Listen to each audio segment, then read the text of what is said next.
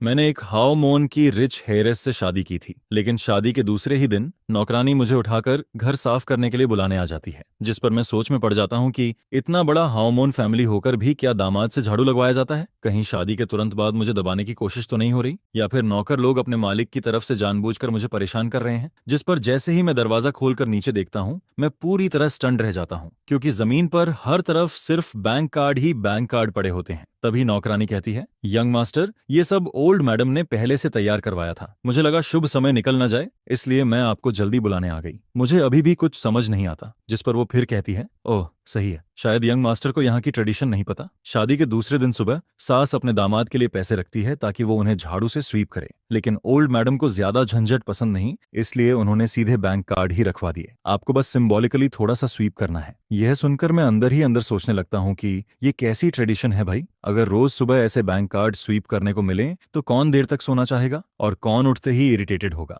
जिस पर मैं तुरंत झाड़ू उठाता हूँ और कमरे के बाहर पड़े सारे कार्ड स्विप करके अंदर खींचने लगता हूँ। मुझे नहीं पता एक कार्ड में कितना पैसा है, लेकिन अगर एक कार्ड में सिर्फ 10,000 युआन भी हों, तब भी इतने सारे कार्ड मिलाकर लाखों युआन तो बन ही जाते हैं। तभी नौकरानी फिर कहती है, यंग मास्टर, ओल्ड मैडम ने कहा है कि पासवर्ड आपका बर्थडे है। वो कार्ड मुझे थमाती है, लेकिन मैं अभी कुछ बोल भी नहीं पाता कि सामने वाले बेडरूम का दरवाजा खुल जाता है, जिस पर मेरी नजर एक बेहद खूबसूरत लड़की पर पड़ती है। Good morning. वो मेरी तरफ देखती है, फिर मेरे हाथों में भरे बैंक कार्ड्स पर नजर डालती है। इतने कार्ड थे कि मैं उन्हें ठीक से पकड़ भी नहीं पा रहा था। जिस पर वो कैजुअली कहती है, इतना फॉर्मल होने की जरूरत नहीं है, आराम से यूज करो। ये कहकर वो मास्टर बेडरूम में चली जाती है। वैसे भी मैं कोई फॉर्मल होने वाला नहीं था। अभी थोड़ी देर पहले ही मैं कार्ड लेने वाला था, लेकिन उसी ने बीच में इंटरप्ट कर दिया। जिस पर जैसे ही आंट जांग मुझे कार्ड्स देती है, मैं बिना किसी प्रेशर के सारे कार्ड ले लेता हूँ। इसके बाद मैं कार्ड्स लेकर वापस बेडरूम में जाता हूँ, उन्हें टेबल पर रखता हूँ और फिर फ्रेश होने चला जाता हूँ। जिस पर ओरिजिनल ओनर की मेमोरीज से मुझे पता चलता है कि वो और मैं दोनों एक ही मेजर में पढ़े थे। इतना ही नहीं, हम दोनों ने देश की टॉप यूनिवर्सिटीज से मास्टर डिग्री भी की थी। फर्क सिर्फ इतना था कि ग्रेजुएशन के बाद ओरिजिनल ओनर यूनिवर्सिटी में लेक्चरर बन गया था, जबकि मुझे मजबूरी में ऑडिट कंपनी में जॉब करनी पड़ी। ओरिजिनल ओनर को शादी की वजह से 3 दिन की छुट्टी मिली हुई थी, इसलिए फिलहाल उसे काम पर नहीं जाना था। जिस पर मैं सोचता हूँ कि इन 3 दिनों में उसके लेक्चर नोट्स अच्छे से पढ़ लूंगा, ताकि बाद में स्टूडेंट्स को पढ़ाते समय कोई गलती ना हो। सच कहूँ तो मुझे ओरिजिनल ओनर की ये जॉब बहुत पसंद आती है। वीकेंड की छुट्टी अलग, फेस्टिवल्स की छुट्टी अलग, ऊपर से विंटर वेकेशन और समर वेकेशन भी। अगर सुबह क्लास न हो तो आराम से देर तक सोकर ऑफिस जाओ, शाम को क्लास खत्म होते ही सीधा घर वापस। रात का पूरा टाइम सिर्फ अपना। जिस पर मैं अंदर ही अंदर इमोशनल होकर सोचता हूँ कि पिछले जन्म में मैं यूनिवर्सिटी में लेक्चरर नहीं बन पाया था। क्या वो मेरी मर्जी थी? नहीं, बस जिंदगी की अलग अलग परेशानियों ने मुझे वहां रुकने नहीं दिया। थैंक यू ओरिजिनल ओनर, सच में बहुत बहुत थैंक यू। इसी बीच मैं फेस वॉश कर रहा होता हूँ कि बगल वाले कमरे से आवाज आती है, जिस पर मैं टूथब्रश मुंह में दबाए बाथरूम से झांक कर देखता हूँ और पाता हूँ कि वो ड्रेसिंग रूम से बाहर आ चुकी है। जल्दी फ्रेश होकर नीचे ब्रेकफास्ट के लिए आ जाओ। उसकी ये बात सुनकर मुझे अजीब सा फील होता है, जैसे हम दोनों काफी समय से साथ रह रहे हों। जबकि सच्चाई ये थी कि ओरिजिनल ओनर और फू युनशु आज से पहले सिर्फ 2 बार मिले थे, पहली बार एंगेजमेंट पर और दूसरी बार शादी में। इसके बाद ब्रेकफास्ट टेबल पर फू युनशु मुझे पूरी तरह इनविजिबल समझती है। वो पूरे समय मुझसे एक शब्द तक नहीं बोलती, लेकिन खाना खत्म होने के बाद वो एक बैंक कार्ड टेबल पर रख देती है। अब से तुम्हारा पॉकेट मनी इसी कार्ड में ट्रांसफर होगा, इसे यूज करना। ये कार्ड तुम्हारे आईडी से बना है, सही है ना? जिस पर मैं अंदर ही अंदर एक्साइटेड हो जाता हूँ। आखिर रिच फीमेल सीईओ वाली कहानी का पॉकेट मनी सीन भी आ ही गया। सच कहूँ, जब तक पैसा हाथ में आ रहा है मुझे फर्क नहीं पड़ता वो मुझसे बात करे या नहीं। चाहे वो घर वापस ना आए तब भी मुझे कोई प्रॉब्लम नहीं है। यह कहकर फू युनशु सीधा ऑफिस चली जाती है, जिस पर मैं कार्ड उठाकर वापस कमरे में आता हूँ और उसे बाकी स्वीप किए हुए कार्ड्स के साथ रख देता हूँ। लेकिन थोड़ी देर बाद क्यूरियोसिटी की वजह से मैं फोन बैंकिंग ऐप खोलता हूँ और उस नए कार्ड को लिंक करने की कोशिश करता हूँ, जिस पर कार्ड तुरंत लिंक हो जाता है। मैं अंदर ही अंदर सोचता हूँ, वाह, ये रिच हेयर सच में काफी थॉटफुल है। आजकल सब फोन पेमेंट यूज करते हैं, इसलिए मेरे आईडी वाला कार्ड बनवाना सबसे आसान तरीका था। लेकिन अगले ही पल बैलेंस देखकर मेरी आंखें खुली की खुली रह जाती हैं। 2 मिलियन युआन,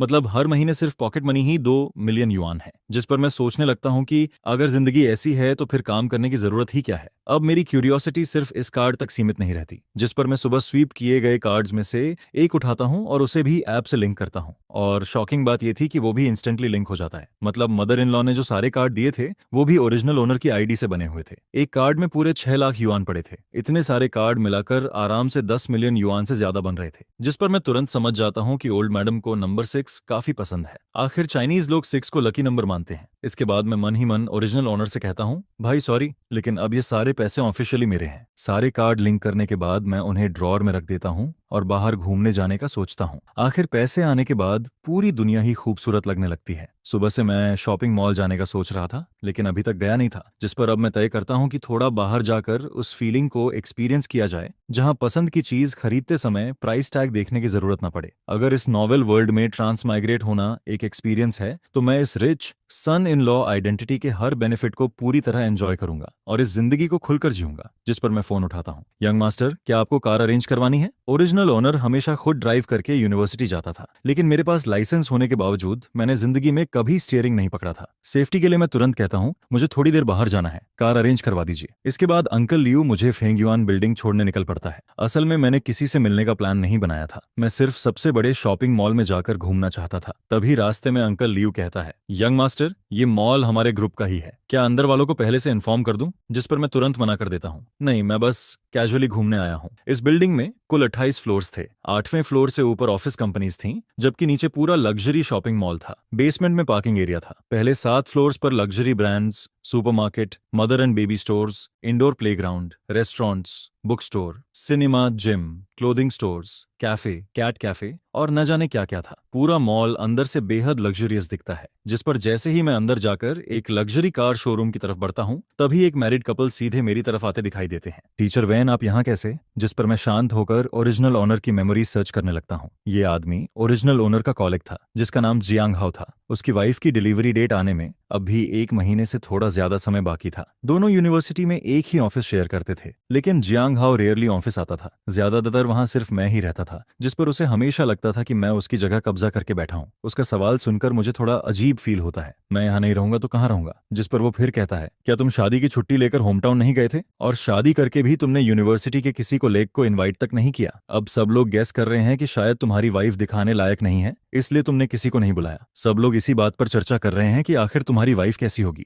असल में ओरिजिनल ओनर ने कभी भी कॉलेग्स को अपनी शादी के बारे में नहीं बताया था। किसी को ये तक नहीं पता था कि उसने किससे शादी की है। उसके लिए ये पूरी तरह पर्सनल मैटर था। और वैसे भी अगर वो लोगों से कहता कि उसकी वाइफ फू युनशु है, तो शायद कोई विश्वास भी नहीं करता, क्योंकि नॉर्मल दिनों में ओरिजिनल ओनर बहुत लो प्रोफाइल रहता था। सब लोग यही सोचते थे कि वो किसी ऑर्डिनरी फैमिली से आया है, जबकि सच ये था कि उसका परिवार भी हाईचेंग की एक फेमस हाओमोन फैमिली था। उनकी शादी में आने वाले लोग बिजनेस वर्ल्ड और रिच फैमिलीज के बड़े बड़े लोग थे। कॉलेग्स को इनवाइट न करने की वजह सिर्फ इतनी थी कि ओरिजिनल ओनर को यूनिवर्सिटी ज्वाइन किए अभी आधा महीना ही हुआ था। वहां उसका कोई खास जान पहचान वाला था ही नहीं। हालांकि यूनिवर्सिटी के कुछ लीडर्स शादी में आए थे, जिस पर मैं कैजुअली जवाब देता हूँ, मेरी वाइफ जिंग सिटी में रहती है, मैं होम टाउन नहीं गया था। यह सुनकर जियांग हाओ फिर पूछता है, तो फिर तुम्हारी वाइफ तुम्हारे साथ क्यों नहीं आई? नॉर्मली शादी के बाद लोग मैरिज लीव लेते हैं, फिर वो अभी भी काम पर क्यों जा रही है? ये कंपनी देखते ही समझ आ रहा है कि प्रॉपर नहीं है। शादी की छुट्टी तक नहीं देती। इसके बाद वो खुद की कहानी शुरू कर देता है। जब मेरी शादी हुई थी तब मैंने 3 दिन की मैरिज लीव के अलावा एनुअल लीव भी ली थी। मैं अपनी वाइफ को बाली हनीमून पर लेकर गया था। तुम लोग हनीमून पर नहीं जा रहे क्या? जिस पर मैं उसके चेहरे की तरफ देखता हूँ और तुरंत समझ जाता हूँ कि असली बात क्या है। उसे बस दूसरों की पर्सनल लाइफ में दखल देना पसंद था, और साथ ही खुद को सुप्रिय साबित करना भी। जिस पर मैं हल्की मुस्कान के साथ कहता हूँ, वो अभी काम में बिजी है। सुबह बता रही थी कि इंटरनेशनल मीटिंग है, करोड़ों के डील पर डिस्कशन चल रहा है। मैं उसका टाइम वेस्ट नहीं करना चाहता था, इसलिए अकेले घूमने निकल आया। फिर मैं आगे कहता हूँ, और फ्यूचर में बच्चे होने के बाद नैनी रख लेंगे। पोस्टपार्टम पीरियड खत्म होते ही बेबी सिटर भी रख सकते हैं। यह सुनकर जियांग हाओ तुरंत पूछता है, तो तुम लोगों ने कन्फाइनमेंट सेंटर भी सिलेक्ट कर लिया होगा? जिस पर मैं अंदर ही अंदर हंस पड़ता हूँ। रिच फैमिलीज में बच्चे खुद कौन संभालता है? वहां तो नैनी और बेबी सिटर रखना नॉर्मल बात है। मेरी ये कैजुअल बातें सीधे उसकी वाइफ के दिल में चुभ जाती हैं, क्योंकि उनकी फाइनेंशियल कंडीशन उतनी अच्छी नहीं थी। जिस पर जियांग हाओ का चेहरा तुरंत खराब हो जाता है। अभी नहीं चुना, देख रहे हैं, आज हम बेबी क्लॉथ्स खरीदने आए हैं। इसके बाद वो ऑकवर्ड होकर कहता है, अच्छा टीचर वेन, हम ऊपर 2nd फ्लोर जा रहे हैं, फिर मिलते हैं, ठीक है, बाय। उनके जाने के बाद मैं भी मदर एंड बेबी स्टोर की तरफ बढ़ जाता हूँ। मैं ओरिजिनल ओनर के चाइल्डहुड फ्रेंड के बच्चे के लिए कुछ न्यूबॉर्न सामान खरीदना चाहता था। उसकी वाइफ का अभी हाल ही में पोस्टपार्टम पीरियड खत्म हुआ था, और मजेदार बात यह थी कि जियांग हाओ से मिलने के बाद ही मुझे ओरिजिनल ओनर के उस क्लोज फ्रेंड की याद आई थी। लेकिन मुझे क्या पता था कि उसी मदर एंड बेबी स्टोर में मेरी मुलाकात जियांग हाओ कपल से दोबारा हो जाएगी। जिस पर मेरा घूमने का मूड थोड़ा खराब हो जाता है। स्टोर काफी बड़ा था, इसलिए मैं सीधे दूसरे सेक्शन में चला जाता हूँ ताकि उनसे दोबारा सामना ना हो, वरना फिर उसके सार्कास्टिक कमेंट्स सुनने पड़ते। इसके बाद मैं 1 लाख युआन से ज्यादा की शॉपिंग कर देता हूँ और डिलीवरी एड्रेस अपने दोस्त के घर का दे देता हूँ। फिर मैं गोल्ड स्टोर की तरफ निकल जाता हूँ। असल में ओरिजिनल ओनर को बचपन से ही ब्रांडेड चीजें और एक्सपेंसिव गिफ्ट्स मिलते रहे थे, इसलिए उसे गोल्ड ज्वेलरी में ज्यादा इंटरेस्ट नहीं था, लेकिन मैं अलग था। मैंने कभी इमेजिन भी नहीं किया था कि जिंदगी में ऐसा दिन आएगा जब मैं गोल्ड देखते हुए प्राइस की चिंता न करूं, जिस पर मैं अपने दोस्त के बच्चे के लिए एक गोल्ड लॉन्गेविटी लॉक खरीदता हूं, फिर अपने लिए भी एक गोल्ड ब्रेसलेट ले लेता हूं। बाकी क्लॉथ्स वगैरह खरीदने का मेरा कोई प्लान नहीं था। घर के ड्रेसिंग रूम में पहले से बहुत सारे कपड़े पड़े थे, बाद में खरीद लूंगा। जब मैं घर लौटता हूं तब सिर्फ 11 बजे हुए होते हैं, जिस पर मैं पहले शावर लेता हूं, फिर कैजुअल होम क्लोथ्स पहनकर बाहर आता हूं। तभी अचानक एक अनएक्सपेक्टेड कॉल आ जाता है। वेंचन, आज तुमने बच्चों के लिए इतना सारा सामान खरीदा। जिस पर मैं हंसते हुए पूछता हूं, तो क्या सबको पसंद आया? सामने से तुरंत जवाब आता है, बहुत पसंद आया, तुमने बिल्कुल हमारी पसंद की चीजें खरीदी हैं। वो टॉय कार तो इतनी प्रैक्टिकल है कि मेरा भी खेलने का मन कर रहा है। फिर वो एक्साइटेड होकर कहता है, और तुमने बच्चों के लिए गोल्ड लॉक भी खरीदा है? जिस पर मैं जवाब देता हूँ, हाँ, कल मैं खुद लेकर आऊंगा। अरे यार, इतना खर्चा क्यों किया? लेकिन अगले ही पल उसकी गॉसिप मोड चालू हो जाती है। अच्छा छोड़ो, ये बताओ कल रात कैसा रहा? ये सुनकर मैं तुरंत समझ जाता हूँ कि ये किस तरफ बात ले जाना चाहता है। जिस पर मैं सीधा बोल देता हूँ, हम दोनों अलग अलग कमरे में सोए थे। सामने वाला तुरंत शॉक हो जाता है, क्या अभी शादी हुई और तुम लोग अलग सो रहे हो? ऐसे तो तुम दोनों में फीलिंग्स डेवलप ही नहीं होंगी। आखिर तुम सोच क्या रहे हो? वो फिर आगे कहता है, तुम कोई कॉन्ट्रैक्ट मैरिज तो कर नहीं रहे,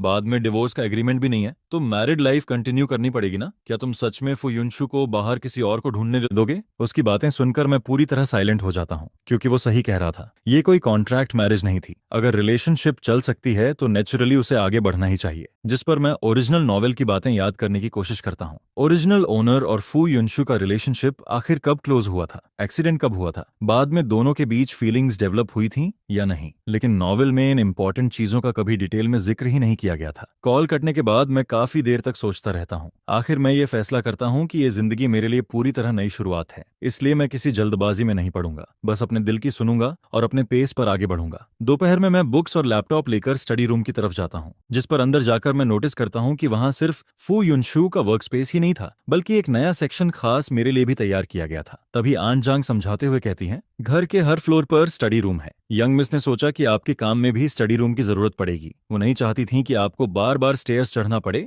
इसलिए उन्होंने ये जगह स्पेशली तैयार करवाई है। वो आगे कहती है, सेकंड फ्लोर वाले स्टडी रूम में नॉर्मली यंग मिस काम करती हैं और दूसरा हाफ आपका है। यह सुनकर मुझे थोड़ा सरप्राइज फील होता है। मैंने सोचा भी नहीं था कि फुयुनशु इतनी छोटी छोटी बातों का भी ध्यान रखती होगी। जिस पर मैं बिना फॉर्मल हुए सीधे अपने वर्क स्पेस में जाकर बैठ जाता हूँ। लैपटॉप और बुक्स रखते ही आन जांग मेरे लिए फ्रूट जूस रखकर चली जाती है। इसके बाद मैं अकेले बैठकर ओरिजिनल ओनर के प्रोफेशनल सब्जेक्ट्स पढ़ने लगता हूँ और कुछ देर बाद मुझे एहसास होता है कि उसकी पढ़ाई और मेरी पढ़ाई में ज्यादा फर्क नहीं था। जिस पर मुझे किताबों में लिखा कंटेंट बिल्कुल भी अनफेमिलियर नहीं लगता। आखिर कॉलेज टाइम में मैं हमेशा स्कॉलरशिप लेने वालों में से था, इसलिए फर्स्ट ईयर स्टूडेंट्स को पढ़ाना मेरे लिए कोई बड़ी बात नहीं थी। मुझे मास्टर डिग्री कंप्लीट किए अभी सिर्फ 2 महीने हुए थे और जॉब ज्वाइन किए भी आधा महीना ही हुआ था। अभी सितंबर का बीच चल रहा था। यही वो समय था जब नए फर्स्ट ईयर स्टूडेंट्स यूनिवर्सिटी में एडमिशन लेते हैं। उनकी मिलिट्री ट्रेनिंग को भी आधा महीना हो चुका था और अब जल्द ही उनकी रेगुलर क्लासेस शुरू होने वाली थी। लेकिन किसी तरह की गलती ना हो, इसलिए मैं पहले से लेक्चर देने की प्रैक्टिस करने लगता हूँ। इसी बीच नीचे फर्स्ट फ्लोर के लिविंग रूम में फू युनशु ऑफिस से वापस आती है। यंग मास्टर कहाँ है? जिस पर आन जांग जवाब देती है, यंग मास्टर ऊपर स्टडी रूम में है, वो बहुत मेहनती हैं। अभी थोड़ी देर पहले मैं उन्हें ड्रिंक देने गई थी, तब वो लेक्चर प्रैक्टिस कर रहे थे। लेकिन फू युनशु को शायद ज्यादा इंटरेस्ट नहीं था कि मैं क्या कर रहा हूँ। जिस पर वो कैजुअली कहती है, उन्हें नीचे बुलाइए, मैं उन्हें अपने एक फ्रेंड से मिलवाने ले जा रही हूँ। आन जांग फिर पूछती है, क्या यंग मास्टर को थोड़ा फॉर्मली ड्रेस होना चाहिए? मैं उनके लिए क्लॉथ्स तैयार कर दूं? नहीं, सिंपल ही रहने दो। इसके बाद आन जांग ऊपर आकर कहती है, यंग मास्टर, यंग मिस वापस आ गई हैं, वो आपको अपने एक फ्रेंड से मिलवाने ले जाना चाहती हैं। मैं अभी आता हूँ। असल में मिरर के सामने लेक्चर प्रैक्टिस करते करते मेरा कॉन्फिडेंस काफी बढ़ गया था। बस मुझे लग रहा था कि अभी भी कुछ कमी बाकी है। जिस पर मैं जल्दी से सामान समेटता हूँ और स्टडी रूम से बाहर निकल जाता हूँ। आन जांग रास्ते में कहती है, शायद यंग मिस के काफी क्लोज फ्रेंड्स हैं, उन्होंने कहा है कि ज्यादा फॉर्मल होने की जरूरत नहीं है, आराम से चलिए। ठीक है, थैंक यू आन जांग। इसके बाद मैं बेडरूम में वापस जाकर कपड़े बदलता हूँ। सितंबर के बीच में भी जिंग सिटी का मौसम काफी गर्म था। जैसे ही मैं नीचे उतरता हूँ, फुयुनशु की आवाज सुनाई देती है। कल हमारी शादी थी। मेरा एक लॉयर फ्रेंड है जिंगहाओ, किसी जरूरी काम की वजह से वो शादी में नहीं आ पाया था, इसलिए आज उसने इंसाइट किया कि मैं ट्रीट दूं और तुम्हें भी साथ लेकर आऊं। जिस पर मैं मन ही मन सोचता हूं कि वैसे भी मेरे पास कोई काम नहीं है, साथ जाना बुरा नहीं होगा।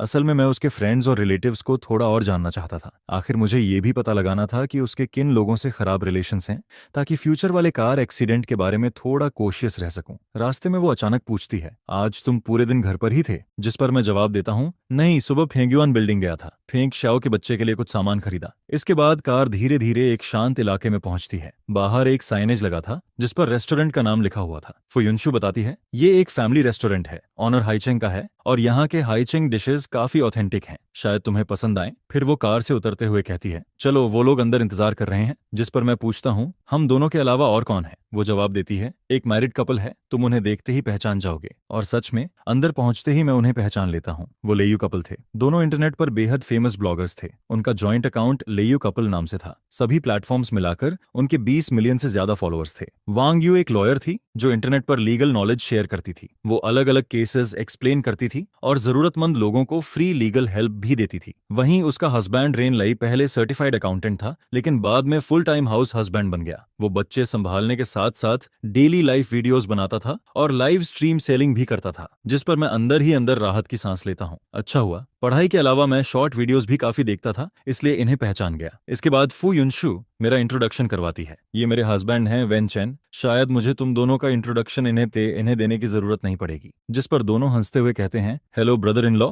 मैं भी मुस्कुराकर जवाब देता हूँ, हेलो, मैं आप दोनों को बहुत अच्छे से जानता हूँ, मैंने आपके अकाउंट फॉलो भी किए हुए हैं। यह सुनकर दोनों खुश हो जाते हैं। सच में? अरे वाह, ये तो हमारी खुशी की बात है। इसके बाद वांग यू कहती है, कल जब तुम्हारी शादी थी तब मैं कोर्ट में क्लाइंट का केस लड़ रही थी और रेन लई को अपने ग्रैंडफादर की तबीयत खराब होने की वजह से जियांग सिटी जाना पड़ा था, इसलिए हम लोग शादी में नहीं पहुंच पाए। फिर वो मुस्कुराकर कहती है, लेकिन बाकी फ्रेंड्स बता रहे थे कि मिस्टर विन बहुत हैंडसम है। आज देखकर लगता है सच में बिल्कुल Z tree in the wind जैसे हैं। इसके बाद वो फू युनशु की तरफ देखकर कहती है, युनशु तुम बहुत लकी हो। जिस पर फू युनशु हल्का ब्लश करते हुए कहती है, हाँ मैं सच में बहुत लकी हूँ। उसकी ये बात सुनते ही मेरा दिल जैसे एक पल के लिए रुक जाता है, क्योंकि ये पहली बार था जब मैंने उसे ब्लश करते हुए देखा था। इसके बाद वांग यू माहौल बदलते हुए कहती है, चलो पहले ऑर्डर करते हैं, देखो और क्या खाना है। धीरे धीरे बातचीत आगे बढ़ती है। मुझे पता चलता है कि जो कपल्स रिलेशनशिप या मैरिज में होते हैं उनका एक छोटा सा ग्रुप भी है। वो लोग कभी कभी साथ हाइकिंग, कैंपिंग और आउटिंग पर जाते रहते हैं। जिस पर रेन लई कहता है, मैं तुम्हें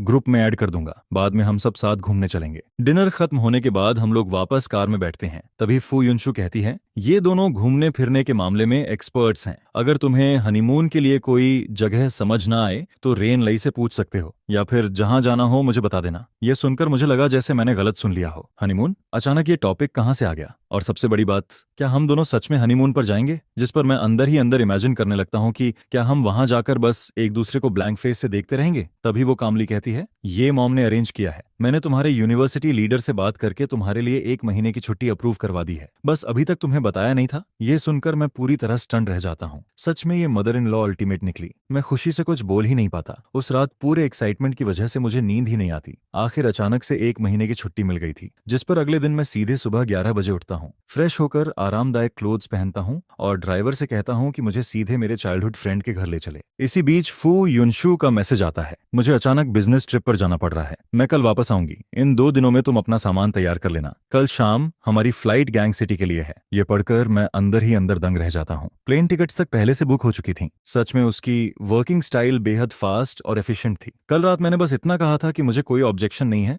वो जैसे चाहे अरेंज कर सकती है। और अब हनीमून का पहला डेस्टिनेशन सीधे गैंग सिटी निकल आया। वैसे मुझे भी गैंग सिटी देखने की काफी इच्छा थी। आखिर वो जगह अपनी लग्जरी और नाइट लाइफ के लिए फेमस थी। लेकिन अफसोस, मैं अभी दोस्त के घर से खाना खाकर निकला ही था कि अचानक मदर इन लॉ साइड से एक कॉल आ जाता है, यंग मास्टर, ओल्ड मैडम गिर गई हैं, अभी उन्हें हॉस्पिटल ले जाया गया है। यह सुनते ही मैं तुरंत कॉल काटता हूँ और सीधे हॉस्पिटल की तरफ भागता हूँ। जब मैं पहुंचता हूँ तब mother in law already operation room में जा चुकी होती हैं, जिस पर सर्वेंट्स मुझे पूरी बात बताते हैं। यंग मास्टर, खाना खाने के बाद ओल्ड मैडम गार्डन में वॉक करने गई थी। वहां कॉर्नर में एक स्ट्रे कैट बैठी थी। उसे देखकर उन्हें दया आ गई और वो उसे खाना देने के लिए आगे बढ़ी। लेकिन परसों रात बारिश हुई थी, उस कोने की जमीन अभी भी गीली थी। ओल्ड मैडम का पैर फिसल गया और वो गिर गईं। इसके बाद सर्वेंट गंभीर आवाज में कहता है, डॉक्टर ने चेक करके बताया है कि उनकी राइट आर्म फ्रैक्चर हो गई है, राइट लेग भी बुरी तरह कट गई है, तुरंत सर्जरी करनी पड़ेगी। यह सुनकर मैं राहत की सांस लेता हूँ कि कम से कम उनका सिर जमीन से नहीं टकराया, बाकी शरीर भी सेफ था, वरना मैं सच में फुयुनशु को फेस नहीं कर पाता। सिर्फ सुनकर ही मुझे दर्द फील होने लगता है। आखिर उनकी उम्र भी काफी हो चुकी थी। ऐसी उम्र में गार्डन में गिरकर हाथ टूट जाना, उस वक्त उन्हें कितना दर्द हुआ होगा, ये सोचकर ही मेरा दिल भारी हो जाता है। जिस पर मैं मन ही मन सर्वेंट्स पर भी नाराज होता हूँ। इतने बड़े मैंशन में ओल्ड मैडम अकेली कैसे घूम रही थी? किसी को उनके साथ होना चाहिए था। इसी बीच मुझे याद आता है कि फादर इन लॉ तो इस समय अटलांटिक ओशन के उस पार वेकेशन एंजॉय कर रहे थे और फू युनशु भी बिजनेस ट्रिप पर बाहर गई हुई थी। अगर खबर मिल भी जाती तब भी उसे शाम की फ्लाइट का इंतजार करना पड़ता, तभी वो वापस आ पाती। जिस पर सबसे पहले वहां पहुंचने वाले इंसान होने के नाते मैं नौकरों और बटलर से सवाल किए बिना नहीं रह पाता। ओल्ड मैडम इस हालत में गिर गईं, पता नहीं उन्हें कितना दर्द सहना पड़ा होगा। उस वक्त कोई भी उनकी मदद करके उस बिल्ली को उठाने क्यों नहीं आया? लॉजिक से देखा जाए तो इतने बड़े रॉयल फैमिली जैसे घर में सिर्फ छोटे से गार्डन की सफाई के लिए भी काफी सारे सर्वेंट्स चाहिए होते हैं। फिर उस वक्त आंगन में मौजूद सर्वेंट्स आखिर गए कहाँ थे? और एक स्ट्रे कैट को ऐसे खुले में घूमने कैसे दिया गया? जिसके बाद दीवार के कोने में जमा पानी भी समय पर साफ क्यों नहीं किया गया? नॉर्मली हमेशा कोई ना कोई मैडम के साथ रहता है, लेकिन आज जब ओल्ड मैडम गार्डन में गई थी तो उनके साथ जाने वाले सर्वेंट को अचानक किसी काम से बुला लिया गया, जिस पर वो थोड़ी देर के लिए वहां से चला गया। उस वक्त मैं सबके साथ स्टडी कर रहा था, जिस पर मैं तुरंत बोलता हूँ, कौन सी स्टडी? मैंने मॉर्निंग क्लास, वीकली मीटिंग और मंथली रिव्यू के बारे में तो सुना है, लेकिन घर के सर्वेंट्स को खाने के बाद पढ़ाई करवाने की बात पहली बार सुन रहा हूँ। और मैंने तो कभी बटर को सर्वेंट्स को पढ़ाते हुए भी नहीं देखा। जिसके जवाब में वो कहता है, ये सेकंड मैडम का आइडिया था। उन्होंने कहा था कि ओल्ड मैडम का बर्थडे आने वाला है, इसलिए सीक्रेटली बर्थडे सेलिब्रेशन प्रिपेयर करना है ताकि उन्हें सरप्राइज दिया जा सके। इसी वजह से मैंने सोचा कि जब ओल्ड मैडम खाना खाकर आफ्टरनून रेस्ट के लिए जाएंगी तब सबको इस बारे में बताया जाए। यह सुनकर मैं सोच में पड़ जाता हूँ, ये सेकंड मैडम क्या वही नहीं जो फू युनशु की सेकंड आंट है और कहानी की फीमेल लीड की माँ भी? बैकग्राउंड स्टोरी में बताया गया था कि उसने सालों पहले फू फैमिली में शादी करने के लिए काफी गलत ट्रिक्स इस्तेमाल किए थे, जिस पर शादी के बाद उसे फू फैमिली में कभी ज्यादा रिस्पेक्ट नहीं मिली। लेकिन बाद में जब उसकी बेटी हेयर बन गई तब जाकर उसकी जिंदगी थोड़ी आसान होने लगी। फिर मैं सोचता हूँ, क्या उसकी रिलेशन अपनी मदर इन लॉ के साथ इतनी अच्छी थी? अगर ऐसा है तो फिर बर्थडे पार्टी सीक्रेटली प्रिपेयर करने की जरूरत ही क्या थी? जिस पर मैं गुस्से में बोलता हूँ, हर चीज की प्रायोरिटी होती है। इस मेंशन में तुम्हारा मेन काम ओल्ड मैडम का ध्यान रखना है, बाकी चीजें प्रोफेशनल्स को करने दो। क्या वो फैमिली के पास सर्वेंट्स हायर करने के लिए पैसे कम पड़ गए थे? लेकिन वो फिर कहता है, सेकंड मैडम ने कहा था, जिस पर मैं तुरंत उसे रोकते हुए बोलता हूँ, सेकंड मैडम, तुम सिर्फ उन्हीं की बातें क्यों सुनते हो? क्या उनकी हर बात हमेशा सही होती है? उधर ऑपरेशन थिएटर के ऊपर जलती हुई ऑपरेशन इन प्रोग्रेस वाली लाइट देखकर मेरा मन और बेचैन होने लगता है। मुझे लगा था कि फू युनशु यहाँ नहीं है और सन इन लॉ भी शायद इन सब बातों की परवाह नहीं करेगा, इसलिए मैंने ज्यादा नहीं सोचा। लेकिन अभी उसे देखकर साफ लग रहा था कि वो बहुत ज्यादा गुस्से में है। शायद मेरी जॉब भी अब जाने वाली है। जिस पर बटलर मन ही मन सोचता है, ओल्ड मैडम ने खुद इस दामाद को चुना था और ये सच में उनकी बहुत रिस्पेक्ट करता है। मेरी बातों के सामने बटलर बस ऑकवर्ड स्माइल देता है और कहता है, उस वक्त हमें लगा कि हम ओल्ड मैडम के लिए अच्छा ही कर रहे हैं, इसलिए हमने ज्यादा सोचे बिना सेकंड मैडम की बात मान ली। किसे पता था कि इतनी बड़ी घटना हो जाएगी? ये सुनकर मैं मन में सोचता हूँ, इतनी सारी चीजें एक साथ कैसे कोइंसिडेंस हो सकती हैं? किताब में फू युनशु की कजन क्या वही सेकंड मैडम की बेटी नहीं थी? और जब वो नई हेयर बनी तभी से सेकंड मैडम का इन्फ्लुएंस भी बढ़ने लगा। जिस पर मेरे मन में एक और डरावना ख्याल आता है, कहीं वो कार एक्सीडेंट भी सेकंड मैडम से जुड़ा हुआ तो नहीं था? अगर सच में ऐसा है तो क्या उसने अभी से चाल चलनी शुरू कर दी थी? ओरिजिनल ओनर की मेमोरीज में उसने हमेशा अच्छे काम किए थे, वो एक हेल्पफुल और ऑनेस्ट इंसान था। फिर उसकी मौत क्या इसलिए हुई क्योंकि उसने कुछ देख लिया था, या फिर किसी का सीक्रेट जान लिया था जिस पर किसी डेंजरस इंसान ने उसे खत्म कर दिया? फिर मैं खुद को समझाता हूँ, मैं बेवजह उन्हें विलेन नहीं बना रहा। आखिर फू युनशु के एक्सीडेंट से सबसे ज्यादा फायदा उन्हीं के परिवार को हुआ था, जिस पर मैं और ज्यादा सावधान हो जाता हूँ। अगर मेरा अंदाजा सही निकला और मैंने अभी इन्वेस्टिगेशन शुरू की तो सेकंड मैडम के लोग जरूर नोटिस कर लेंगे। फिर शायद अगला टारगेट में बन जाऊं और मेरा भी वही हाल हो सकता है जो ओरिजिनल ओनर का हुआ था। यह सोचकर मैं तुरंत अपने एक्सप्रेशंस कंट्रोल करता हूँ। नहीं, मुझे अपनी फीलिंग्स बाहर नहीं दिखानी चाहिए। फिर मैं बटर से शांत आवाज में कहता हूँ, अगली बार ध्यान रखना, चाहे कुछ भी हो जाए, सबसे पहले ओल्ड मैडम की सेफ्टी जरूरी है। उनके आसपास हमेशा कोई ना कोई मौजूद रहना चाहिए और कोर्टयार्ड का हर कोना साफ होना चाहिए। अब जो होना था वो हो चुका था, इसलिए सब बस ऑपरेशन रूम के बाहर इंतजार करते रहते हैं। जिसके बाद मैं पूछता हूँ, फू युनशु को खबर दी गई? जिस पर बटर जवाब देता है, जी, यंग मिस को कॉल कर दिया गया है, वो वापस आने के रास्ते में है। समय ऐसे गुजरता है जैसे पूरा एक सेंचुरी बीत गई हो और आखिरकार डॉक्टर ओल्ड मैडम को ऑपरेशन रूम से बाहर लेकर आता है। जिस पर मैं नोटिस करता हूँ कि ये डॉक्टर फू युनशु का पुराना क्लासमेट है, इसलिए वो मुझे तुरंत पहचान लेता है और कहता है, मिस्टर वेन, ज्यादा चिंता मत कीजिए, ऑपरेशन ज्यादा कॉम्प्लिकेटेड नहीं था, बस बोन फ्रैक्चर हुआ था, इसलिए 3 नेल्स लगाने पड़े। ओल्ड मैडम को थोड़ा दर्द जरूर सहना पड़ेगा, लेकिन अगर वो अच्छे से रेस्ट करेंगी तो कुछ समय बाद ठीक हो जाएंगी। मैं राहत की सांस लेते हुए कहता हूँ, डॉक्टर, आपने बहुत मेहनत की, मैं पहले ओल्ड मैडम को देख लेता हूँ। इसके बाद मैं वार्ड में जाकर ओल्ड मैडम के बेड के पास खड़ा हो जाता हूँ। इस वक्त वो अभी भी अनकॉन्शियस थीं और उनके हाथ में ड्रीप लगी हुई थी। कमरे में मेरे अलावा बटरफिंग, 2 सर्वेंट्स और एक नर्स मौजूद थे, जिस पर मैं धीरे से कहता हूँ, इतने सारे लोग पेशेंट के आसपास मत खड़े रहो, इससे उनकी रेस्ट डिस्टर्ब होगी। आप सब बाहर वेटिंग रूम में इंतजार करो। कुछ देर बाद आखिरकार ओल्ड मैडम धीरे धीरे आंखें खोलती हैं, फिर मुस्कुराकर कहती हैं, चिंता मत करो, इंसान की जिंदगी में छोटी मोटी चोट लगती रहती है। लोग कहते हैं कि फ्रैक्चर होना किसी बड़ी मुसीबत को अपने ऊपर लेना होता है, तो समझ लो मैंने अपने लिए एक डिजास्टर टाल दिया। उन्हें देखकर मेरे दिल में अजीब सी वार्मत महसूस होने लगती है। वो मुझे अपनी रियल मदर से भी ज्यादा करीब लग रही थी, जिस पर मैं मुस्कुराकर कहता हूँ, मॉम आप सच में बहुत ऑप्टिमिस्टिक हैं। लेकिन अगले ही पल मुझे अपनी पिछली जिंदगी की माँ याद आ जाती है। अगर वो गिरकर फ्रैक्चर कर बैठती तो होश आते ही जरूर बोलती, सब तुम्हारी गलती है। अगर तुम लोग सक्सेसफुल होते और मेरे लिए अच्छा घर खरीद देते तो क्या मैं गिरती? मेरी किस्मत ही खराब है। पूरी जिंदगी मेहनत की, लेकिन कोई भी बच्चा लॉयल नहीं निकला। फिर मुझे याद आता है कि अभी तक मैं ओरिजिनल ओनर के रियल पेरेंट्स से भी नहीं मिला हूँ। जब वो 6 साल का था तभी उसके पेरेंट्स का डिवोर्स हो गया था, जिसके बाद दोनों ने जल्दी ही नई फैमिली बना ली। ओरिजिनल ओनर अपने फादर और स्टेप मदर के साथ बड़ा हुआ और उनका रिलेशन भी ठीक ठाक ही था। शादी के वक्त दोनों आए जरूर थे, लेकिन अपने नए पार्टनर और बच्चों के साथ। जिस पर मैं ओल्ड मैडम से कहता हूँ, मॉम आप बस आराम कीजिए, मैं घर जाकर किचन अरेंज करता हूँ और आपके लिए खाना भेजता हूँ। अभी आपको अच्छे से न्यूट्रिशन लेना होगा लेकिन वो तुरंत मना कर देती हैं, जरूरत नहीं है, घर में शेफ्स और सर्वेंट्स हैं, वो खुद खाना भेज देंगे, तुम्हें परेशान होने की जरूरत नहीं, तुम बस यहाँ बैठकर मुझसे बातें करो। फिर वो मुस्कुराते हुए कहती हैं, कल तुम दोनों हनीमून पर जाने वाले थे ना? सुना है पहला स्टॉप हार्बर सिटी है। चलो मैं तुम्हें अपनी पुरानी मेमोरीज सुनाती हूँ जब मैं वहां गई थी। जिस पर मैं तुरंत बोल पड़ता हूँ, मॉम अब हनीमून का क्या मतलब? वैसे भी मेरी 1 महीने की छुट्टी है, मैं घर पर रहकर आपकी देखभाल करूंगा। यह सुनकर ओल्ड मैडम हल्का सा हंस देती हैं। वो ऐसी इंसान थीं जिन्हें बीमारी में भी बच्चों की सेवा नहीं चाहिए होती। उल्टा वो चाहती थीं कि हम अपनी हनीमून ट्रिप वैसे ही कंटिन्यू करें जैसा पहले प्लान हुआ था। फिर वो थोड़ा सख्त होकर कहती हैं, ऐसा बिल्कुल नहीं होगा, बड़ी मुश्किल से शादी के बाद 1 महीने की छुट्टी मिली है, अब कैसे कह सकते हो कि नहीं जाओगे? मुझे बस फ्रैक्चर हुआ है, कोई बड़ी बीमारी नहीं। यहाँ सर्वेंट्स हैं मेरी देखभाल के लिए, तुम लोगों को यहाँ रुकने की जरूरत नहीं है। जिस पर मैं तुरंत बोलता हूँ, कोई बात नहीं मॉम, अभी मेरी विंटर वेकेशन और समर वेकेशन बाकी है, फैमिली से ज्यादा जरूरी भला और क्या हो सकता है। जब आप ठीक हो जाएंगी तब घूमने के मौके फिर मिल जाएंगे, और हनीमून ट्रिप कैंसिल हो जाए तो भी कोई फर्क नहीं पड़ता। असल में मैं खुद भी फुयुनशु के साथ अकेले हनीमून पर जाने को लेकर थोड़ा ऑकवर्ड फील कर रहा था। अब अच्छी बात यह थी कि मेरे पास ना जाने का एक परफेक्ट एक्सक्यूज भी मिल गया था। उधर तभी फुयुनशु हॉस्पिटल पहुंचती है। वो रूम के बाहर ग्लास विंडो से अंदर झांकती है और हमें बातें करते हुए देखती है। पता नहीं मैंने ऐसा क्या कहा था, जिस पर बेड पर लेटी ओल्ड मैडम लगातार हंस रही थी। फिर वो जल्दी से अंदर आती है और कहती है, मॉम मैं आ गई, अब कैसी तबीयत है आपकी? बहुत दर्द हो रहा है क्या? जिस पर ओल्ड मैडम मुस्कुराकर कहती हैं, अरे नहीं, मैं बिल्कुल ठीक हूँ, बस छोटा सा ऑपरेशन हुआ है। जिंदगी में इससे बड़े तूफान देख चुकी हूँ मैं, इतनी सी बात से क्या होगा? यह देखकर मैं चुपचाप बाहर निकल आता हूँ ताकि माँ बेटी आराम से बातें कर सकें।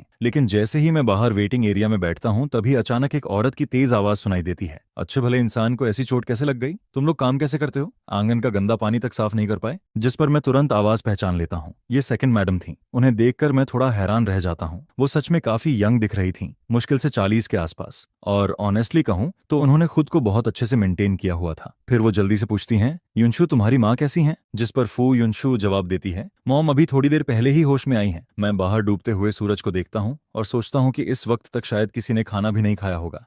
तभी फू युनशु कहती है, थोड़ी देर में घर से खाना आ जाएगा। जिस पर सेकंड मैडम तुरंत बोलती हैं, चलो पहले मैं उन्हें देख लूं, इस उम्र में गिरना बहुत तकलीफ देता है। उन्हें देखकर मुझे थोड़ा अजीब फील होता है, क्योंकि वो बहुत जेंटल और काइंड लग रही थी, बिल्कुल वैसी नहीं जैसी मैंने इमेजिन किया था। अंदर जाते ही वो ओल्ड मैडम का हाथ पकड़कर कहती हैं, सिस्टर इन लॉ आप ऐसे कैसे गिर गई? उस वक्त आपके साथ कोई नहीं था क्या? ओल्ड मैडम उस वक्त फू युनशु से बातें कर रही थी। फिर वो मुस्कुराते हुए कहती हैं, आओ यहाँ बैठो। जिस पर सेकंड मैडम तुरंत पास बैठ जाती हैं और कहती हैं, जैसे ही खबर मिली मैं तुरंत यहाँ चली आई। अच्छी बात यह रही कि घर में रिब सूप बन रहा था और अभी भी गर्म है, मैं आपके लिए लेकर आई हूँ। फिर वो सूप आगे बढ़ाते हुए कहती हैं, लोग कहते हैं ना जो खाओ वही शरीर बनता है। थोड़ा सूप पीजिए और थोड़ा मीट भी खाइए, आपकी बोन्स जल्दी रिकवर होंगी। स्मेल कीजिए, कितना अच्छा लग रहा है। जिस पर ओल्ड मैडम खुश होकर कहती हैं, वाह, सिर्फ स्मेल से ही भूख लगने लगी। उन्हें ऐसे देखकर मुझे लगने लगता है कि शायद दोनों का रिलेशन सच में काफी अच्छा था, वरना सेकंड मैडम इतनी जल्दी सूप लेकर यहाँ नहीं आती। फिर मैं मन ही मन सोचता हूँ, मैंने पहले इनके बारे में जरूरत से ज्यादा गलत सोच लिया था। तभी सेकंड मैडम मेरी तरफ देखकर कहती हैं, वेंचन तुमने अभी तक खाना नहीं खाया ना?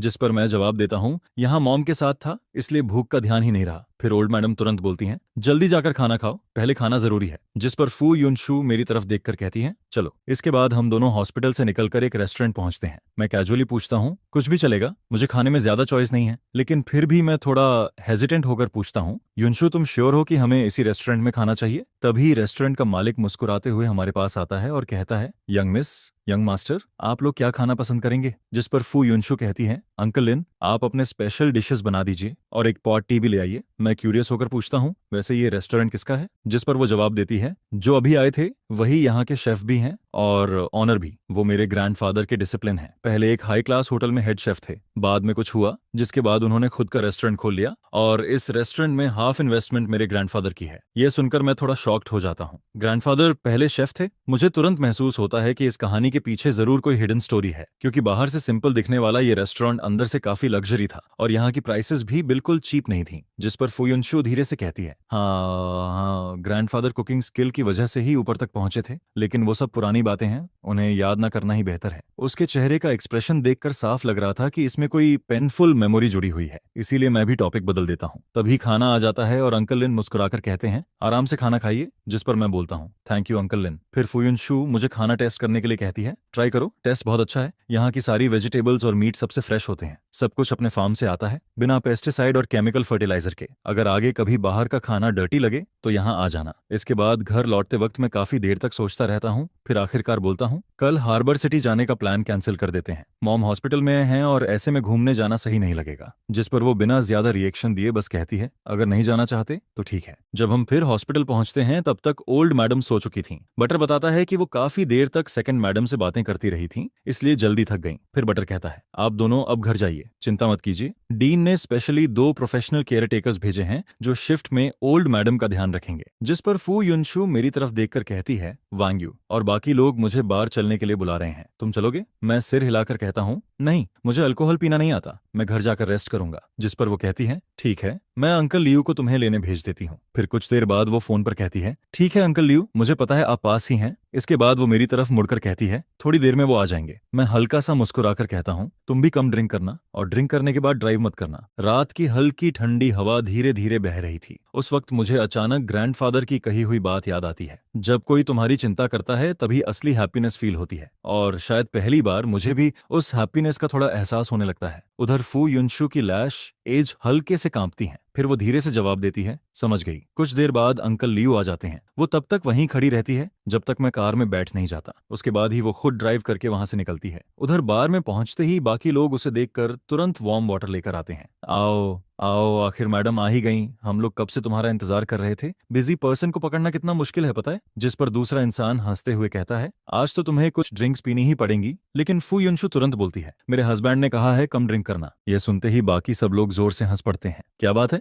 अब शादी के दूसरे दिन से ही हस्बैंड की बातें मानने लगी। फिर कोई मजाक उड़ाते हुए कहता है, अगर अल्कोहल इतनी बुरी लगती है तो आगे से बार मत आया करो, सीधे डेजर्ट शॉप जाया करो और घर जाकर हस्बैंड के साथ वाइन पीना। यह सुनकर सब लोग फिर हंसने लगते हैं। लेकिन अगले ही दिन सुबह मुझे जियांग हाओ का अचानक फोन आता है, टीचर वेन, तुमने छुट्टी क्यों ली? एक पूरा महीना हनीमून के लिए लीव ले ली। मैं कैजुअली जवाब देता हूँ, जाना है या नहीं ये जरूरी नहीं कि मैं सबको बताऊं। लेकिन मेरी बात सुनते ही वो तुरंत भड़क जाता है, सेमेस्टर अभी शुरू ही हुआ है और तुमने लीव ले ली। डिपार्टमेंट हेड ने मेरी और एक दूसरे टीचर की क्लासेस तुम्हारे ऊपर डाल दी हैं। तुम्हें पता भी है तुमने हम पर कितना बर्डन डाल दिया। जिस पर मैं थोड़ा ऑकवर्ड होकर कहता हूँ, मैंने इस बारे में ऑनेस्टली नहीं सोचा था। वैसे भी छुट्टी तो हर कोई लेता है और ये अरेंजमेंट स्कूल मैनेजमेंट ने किया है, मैंने नहीं। लेकिन वो गुस्से में बोलता रहता है, मुझे लगता है तुमने जानबूझकर ऐसा किया है। क्या इसलिए क्योंकि मेरी वाइफ डिलीवरी के करीब है और मैं लीव लेने वाला था? तुम्हें डर था कि तुम्हें मेरी क्लासेस लेनी पड़ेंगी, इसलिए पहले ही छुट्टी लेकर सारी क्लासेस मेरे सिर पर डाल दी। यह सुनकर मैं अंदर ही अंदर इरिटेट हो जाता हूँ। क्या मैं बैकडोर एंट्री लेकर आया हूँ और ऊपर से जानबूझकर क्लासेस भी उस पर डाल रहा हूँ? बिना सच जाने वो इतनी नेगेटिविटी के साथ मेरे बारे में सोच रहा था। सच में पता नहीं कैसे इंसान है ये। तभी अचानक एक आवाज आती है, सन क्या कर रहे हो? जिस पर मैं फोन नीचे रखकर जवाब देता हूँ, मॉम, आज सुबह जियांग हाओ ने अचानक कॉल किया था। उसने ना सिर्फ ये कहा कि तुम बैकडोर रिलेशन से अंदर आए हो, बल्कि ये भी बोल दिया कि तुमने अपनी सारी क्लासेस उस पर डाल दी। वो खुद को समझता क्या है? आखिर वो तुमसे ऐसे कैसे बात कर सकता है? जिस पर मॉम काफी गुस्से में बोलती रहती हैं, अगर कोई प्रॉब्लम थी तो आराम से बात करके सॉल्व नहीं कर सकता था क्या? कुछ क्लासेस ही तो हैं, उन्हें एडजस्ट किया जा सकता है। तुम रुको, अभी मैं तुम्हारे लिए बात करती हूँ। इसके बाद वो तुरंत फोन उठाती हैं और प्रिंसिपल को कॉल कर देती हैं। ओल्ड सू, ये काम तुमने ठीक से हैंडल नहीं किया। मेरा सन इन लॉ छुट्टी ले रहा था तो क्वाइटली नोटिस दे देते। अब पूरा स्कूल जान गया कि उसने हायर मैनेजमेंट के थ्रू लीव ली है, और वो एक्स्ट्रा क्लासेस उस टीचर को क्यों दे दी जिसकी वाइफ डिलीवरी लीव पर है। मैं कोई स्पेशल प्रिविलेज मांग नहीं रही, लेकिन तुम भी जानते हो ना मेरी ग्रैंडडॉटर की शादी कितनी मुश्किल से हुई है। क्या उन्हें थोड़ा टाइम साथ बिताने की जरूरत नहीं? अगर बॉन्डिंग ही नहीं होगी तो बच्चे कैसे होंगे? ये सुनकर मैं बिल्कुल स्पीचलेस हो जाता हूँ, लेकिन मॉम बिना रुके बोलती रहती हैं, दोनों अभी तक अलग अलग रूम में सोते हैं। अब तुम ही बताओ, मैं चिंता ना करूं तो कौन करे? और वैसे भी फू ग्रुप हर साल स्कूल को 50 मिलियन डोनेट करता है। मेरा सन इन लॉ थोड़ी सी छुट्टी ले ले तो क्या प्रॉब्लम है? उन दो टीचर्स को एक्स्ट्रा पेमेंट दे दो, मामला वहीं खत्म हो जाएगा। इतनी सी बात भी सॉल्व नहीं कर सकते क्या? जिस पर सामने वाला शायद तुरंत मान जाता है। फिर मॉम आखिर में कहती हैं, ठीक है, तुम किसी को बोलकर शेड्यूल फिर से अरेंज करवा दो। फोन रखने के बाद वो मेरी तरफ देखकर मुस्कुराती हैं, चिंता मत करो, प्रिंसिपल शू सब ठीक कर देगा। मैं मन ही मन सोचने लगता हूँ, पहले मुझे रिलेशन यूज करके ऊपर आने वाले लोग बिल्कुल पसंद नहीं थे, लेकिन अब ऑनेस्टली कहूं तो ये 1 महीने की आरामदायक छुट्टी मुझे बुरी भी नहीं लग रही थी। फिर मैं सोचता हूँ जब वापस स्कूल ज्वाइन करूंगा तब उन दोनों टीचर्स को गिफ्ट जरूर दूंगा, कम से कम ग्रैटिट्यूड तो दिखाना चाहिए। इसके बाद मॉम कहती हैं, चलो मुझे बाहर थोड़ा वॉक करवा दो, आज मौसम अच्छा है। जिस पर मैं तुरंत उनका हाथ पकड़कर बाहर ले जाता हूँ। आज आसमान में बादल थे, धूप भी नहीं थी, इसलिए वेदर काफी कंफर्टेबल लग रहा था। फू फैमिली की ओल्ड विला एक शांत इलाके में थी, लेकिन अच्छी बात यह थी कि वहां से हॉस्पिटल और स्कूल दोनों ज्यादा दूर नहीं थे। मैं धीरे धीरे ओल्ड मैडम को सपोर्ट करते हुए शांत रास्ते पर चलाता हूँ। तभी वो अचानक बोलती हैं, चैन, मुझे पता है तुम दोनों अलग अलग रूम में सोते हो, तुम्हें बताने की जरूरत नहीं, मैं समझ गई हूँ, ये जरूर युनशु का आइडिया होगा। फिर वो थोड़ा नाराज होकर कहती हैं, इन दिनों वो बहुत बिजी थी और मैं अभी हॉस्पिटल से वापस आई हूँ, लेकिन आज रात जब वो आएगी ना तो मैं उसे जरूर डांटूंगी। नई नई शादी के बाद कौन अलग रूम में सोता है? यह सुनकर मैं तुरंत पैनिक हो जाता हूँ, क्योंकि अलग सोने का आइडिया तो ओरिजिनल ओनर का था। अगर सारी ब्लेम फू युनशु पर चली गई और उसने सच बता दिया तो मेरी पोल खुल जाएगी। लेकिन मेरी चुप्पी देखकर ओल्ड मैडम उल्टा इमोशनल हो जाती हैं। तुम्हारा नेचर सच में बहुत अच्छा है, हर बात में कॉम्प्रोमाइज कर लेते हो और शिकायत भी नहीं करते। आज रात मैं उसे बोलूंगी कि वो तुमसे प्रॉपरली अपोलोजाइज करे। जिस पर मैं जल्दी से कहता हूँ, मॉम, इसकी जरूरत नहीं है, शादी से पहले हम बस एक बार मिले थे, नेचुरली हमें एक दूसरे को समझने में टाइम लगेगा और उसका काम भी बहुत बिजी है, धीरे धीरे सब ठीक हो जाएगा, आपको टेंशन लेने की जरूरत नहीं। और वैसे भी युनशु ने मेरे साथ कुछ गलत नहीं किया। लेकिन ओल्ड मैडम गहरी सांस लेते हुए कहती हैं, तुम लोगों को जल्दी नहीं है, लेकिन मुझे है। देखो, हमारी उम्र हो चुकी है, अब बस यही इच्छा है कि बच्चे और ग्रैंड चिल्ड्रेन हमारे आसपास हों। तुम्हारे फादर भी अगर ग्रैंड चिल्ड गोद में उठा लें तो शायद हर वक्त ट्रैवल करने की जिद छोड़ दें। फिर वो धीरे से बोलती हैं, असल में हम बूढ़े हो गए हैं, नहीं तो हम तुम्हें इतना फोर्स नहीं करते। पहले हमें लगता था कि बच्चे खुश रहें, वही काफी है, लेकिन उम्र बढ़ने के साथ कुछ अधूरे रिग्रेट्स दिल में रह जाते हैं। जिस पर वो हल्की आवाज में कहती हैं, हमारे घर में कोई थ्रोन तो नहीं है इनहेरिट करने के लिए, लेकिन प्रॉपर्टी बहुत ज्यादा है, आखिर उसे बाहर वालों के हाथ में कैसे जाने दें? यह सुनकर मुझे महसूस होता है कि उनकी बात बिल्कुल गलत भी नहीं थी। फू फैमिली सच में एक टॉप वेल्थी फैमिली थी और इतनी बड़ी प्रॉपर्टी नेचुरली इनहेरिटेंस इश्यू बन सकती थी। ओल्ड मैडम और ओल्ड मास्टर के पास सिर्फ फू युनशु ही थी, इसलिए उनका चिंतित होना भी नॉर्मल था। लेकिन आयरनी ये थी कि ओरिजिनल स्टोरी में आखिरकार सारी प्रॉपर्टी सेकंड ब्रांच के हाथ में चली जाती है। फिर ओल्ड मैडम मेरा हाथ पकड़कर कहती हैं, चेन, मुझे पता है तुम मेरी बात समझ रहे हो, मैं तुम्हें अभी डिसीजन लेने के लिए फोर्स नहीं कर रही, मैं बस चाहती हूँ कि तुम इस मैरिज को सीरियसली लो। शादी कोई ऐसी चीज नहीं कि मुश्किल आते ही डिवोर्स कर लो। हस्बैंड वाइफ को एक दूसरे के साथ एडजस्ट होने में टाइम लगता है। फिर वो थोड़ा सीरियस होकर कहती हैं, और एक बात साफ कहूंगी, इस फैमिली को हीयर्स चाहिए। तुम्हें पता है ना इस प्रॉपर्टी पर कितनी नजरें लगी हुई हैं। मैंने और उसके फादर ने ये सब जीरो से शुरू किया था, यहाँ तक पहुंचना आसान नहीं था। इसके बाद वो फू युनशु के चाइल्डहुड के बारे में बताने लगती हैं। जब वो छोटी थी तब उसे अपने ग्रैंडफादर के साथ कुकिंग करना बहुत पसंद था। प्राइमरी स्कूल में उसका सपना शेफ बनने का था, लेकिन उसके फादर ने उसे काफी डांटा। उसके बाद जानबूझकर उसे बिजनेस नॉलेज सिखाई गई ताकि वो फ्यूचर में इस फैमिली की रिस्पॉन्सिबिलिटी संभाल सके। फिर वो धीरे से कहती हैं, मुझे अपनी बेटी पर बहुत दया आती है, लेकिन ये रिस्पॉन्सिबिलिटी है जिसे उसे उठाना ही पड़ेगा। मैं चुपचाप बैठकर उनकी सारी बातें सुनता रहता हूँ। मेरे दिल में अजीब सी फीलिंग उठने लगती है। अब मुझे समझ आने लगता है कि जब उस दिन मैंने ग्रैंडफादर का जिक्र किया था तब फू युनशु का एक्सप्रेशन अचानक क्यों बदल गया था। शायद उसके चाइल्डहुड की सारी प्रेशर और मेमोरीज उसी से जुड़ी हुई थी, और शायद इसी वजह से वो बच्चे भी नहीं चाहती थी। जिस पर मैं धीरे से जवाब देता हूँ, मॉम, आपकी सारी बातें मैं समझता हूँ, लेकिन हमारी शादी को अभी ज्यादा वक्त नहीं हुआ, हमें थोड़ा समय चाहिए एक दूसरे के साथ एडजस्ट होने के लिए। और बच्चे की बात, वो सिर्फ चाहने से तुरंत नहीं हो जाता, हम दोनों अभी मेंटली तैयार नहीं है। लेकिन ओल्ड मैडम तुरंत बोलती हैं, मैंने तुम दोनों की प्रिमारियल हेल्थ रिपोर्ट देखी है, दोनों बिल्कुल हेल्दी हो, और लड़का लड़की अगर लंबे समय तक साथ रहें तो फीलिंग्स अपने आप डेवलप हो जाती हैं, इसलिए जल्दी बच्चा होना ही सबसे अच्छा है। उनका सीरियस एक्सप्रेशन देखकर मैं पूरी तरह निरुत्तर हो जाता हूँ। उस रात आखिरकार फू युनशु को वापस बुला लिया जाता है, जिस पर ओल्ड मैडम सख्त आवाज में कहती हैं, तुम दोनों अपने रूम में जाओ और थोड़ा रिलेशनशिप इंप्रूव करो, चाहे सिर्फ बैठकर बातें ही क्यों ना करो। फू युनशु शायद उन्हें नाराज नहीं करना चाहती थी, इसलिए वो क्वाइटली उठती है और मुझे साथ आने का इशारा करती है। मैं रूम में जाकर कैजुअली सोफा पर बैठ जाता हूँ और फोन चलाते हुए शाम की सारी बातें सोचने लगता हूँ। डिनर के वक्त ओल्ड मैडम ने फू युनशु को काफी डांटा था। उन्होंने कहा था कि वेडिंग नाइट पर उसे मुझे अकेला नहीं छोड़ना चाहिए था, लेकिन पूरी बात सुनने के दौरान फू युनशु ना तो कुछ डिनाई करती है और ना ही कोई एक्सप्रेशन दिखाती है। वो बस चुपचाप सब सुनती रहती है, जिस पर मैं मन ही मन सोचता हूँ शायद वो इस बात को सीरियसली नहीं ले रही। तभी अचानक वो मेरी तरफ देखकर पूछती है, आज मॉम ने तुमसे काफी बातें की ना? मैं कैजुअली जवाब देता हूँ, मैं उन्हें वॉक पर ले गया था, उन्होंने बहुत सारी बातें बताई। बच्चों वाली बात मैं जानबूझकर मेंशन नहीं करता, लेकिन तभी वो सीधा पूछती है, क्या तुमने मॉम से कहा कि मैं तुम्हें इग्नोर करती हूँ? जिस पर मैं तुरंत बोलता हूँ, नहीं, वो तो उन्होंने खुद कहा था। फिर वो मेरी आंखों में देखते हुए पूछती है, लेकिन तुमने उन्हें एक्सप्लेन भी नहीं किया, सही कह रही हो ना? इसके बाद कमरे में कुछ सेकंड के लिए साइलेंस छा जाता है। फिर वो धीरे से पूछती है, तो अब तुम्हारा क्या प्लान है? वापस अलग अलग रूम्स में सोना है या फिर हस्बैंड वाइफ की रिस्पॉन्सिबिलिटीज निभानी शुरू करें? ऐसा भी नहीं है कि ये नहीं हो सकता। पिछले जन्म में मैंने कभी किसी से प्यार तक नहीं किया था और न ही कभी उस तरह की कोई चीज एक्सपीरियंस की थी। फो वॉन तो इतनी खूबसूरत और दिल हिला देने वाली है, फिर मैं क्यों मना करूं? बच्चे तो अभी जरूरी नहीं है, लेकिन हस्बैंड वाइफ वाली लाइफ तो हो सकती है। तब हम लोग प्रिकॉशंस यूज कर लेंगे, है ना? लगता है दादी ने इनहेरिटेंस वाली बात भी तुमसे कर ली है। क्या तुम फ्यूचर में होने वाले बच्चे की पोजीशन मजबूत करना चाहते हो? मेरा वो मतलब नहीं है, मैं बस हस्बैंड वाइफ की रिस्पॉन्सिबिलिटी निभाने की बात कर रहा था। रहने दो रहने दो, आज मैं सोफा पर सो जाता हूँ। वापस आने के बाद भी एक ही रूम में रहने की जरूरत नहीं है। मैंने पहले ही मॉम से कह दिया था कि इस चीज की कोई जल्दी नहीं है। आखिर मैंने उस वक्त हाँ क्यों बोल दिया? अब तो मेरी असली रंगीन सोच सामने आ गई।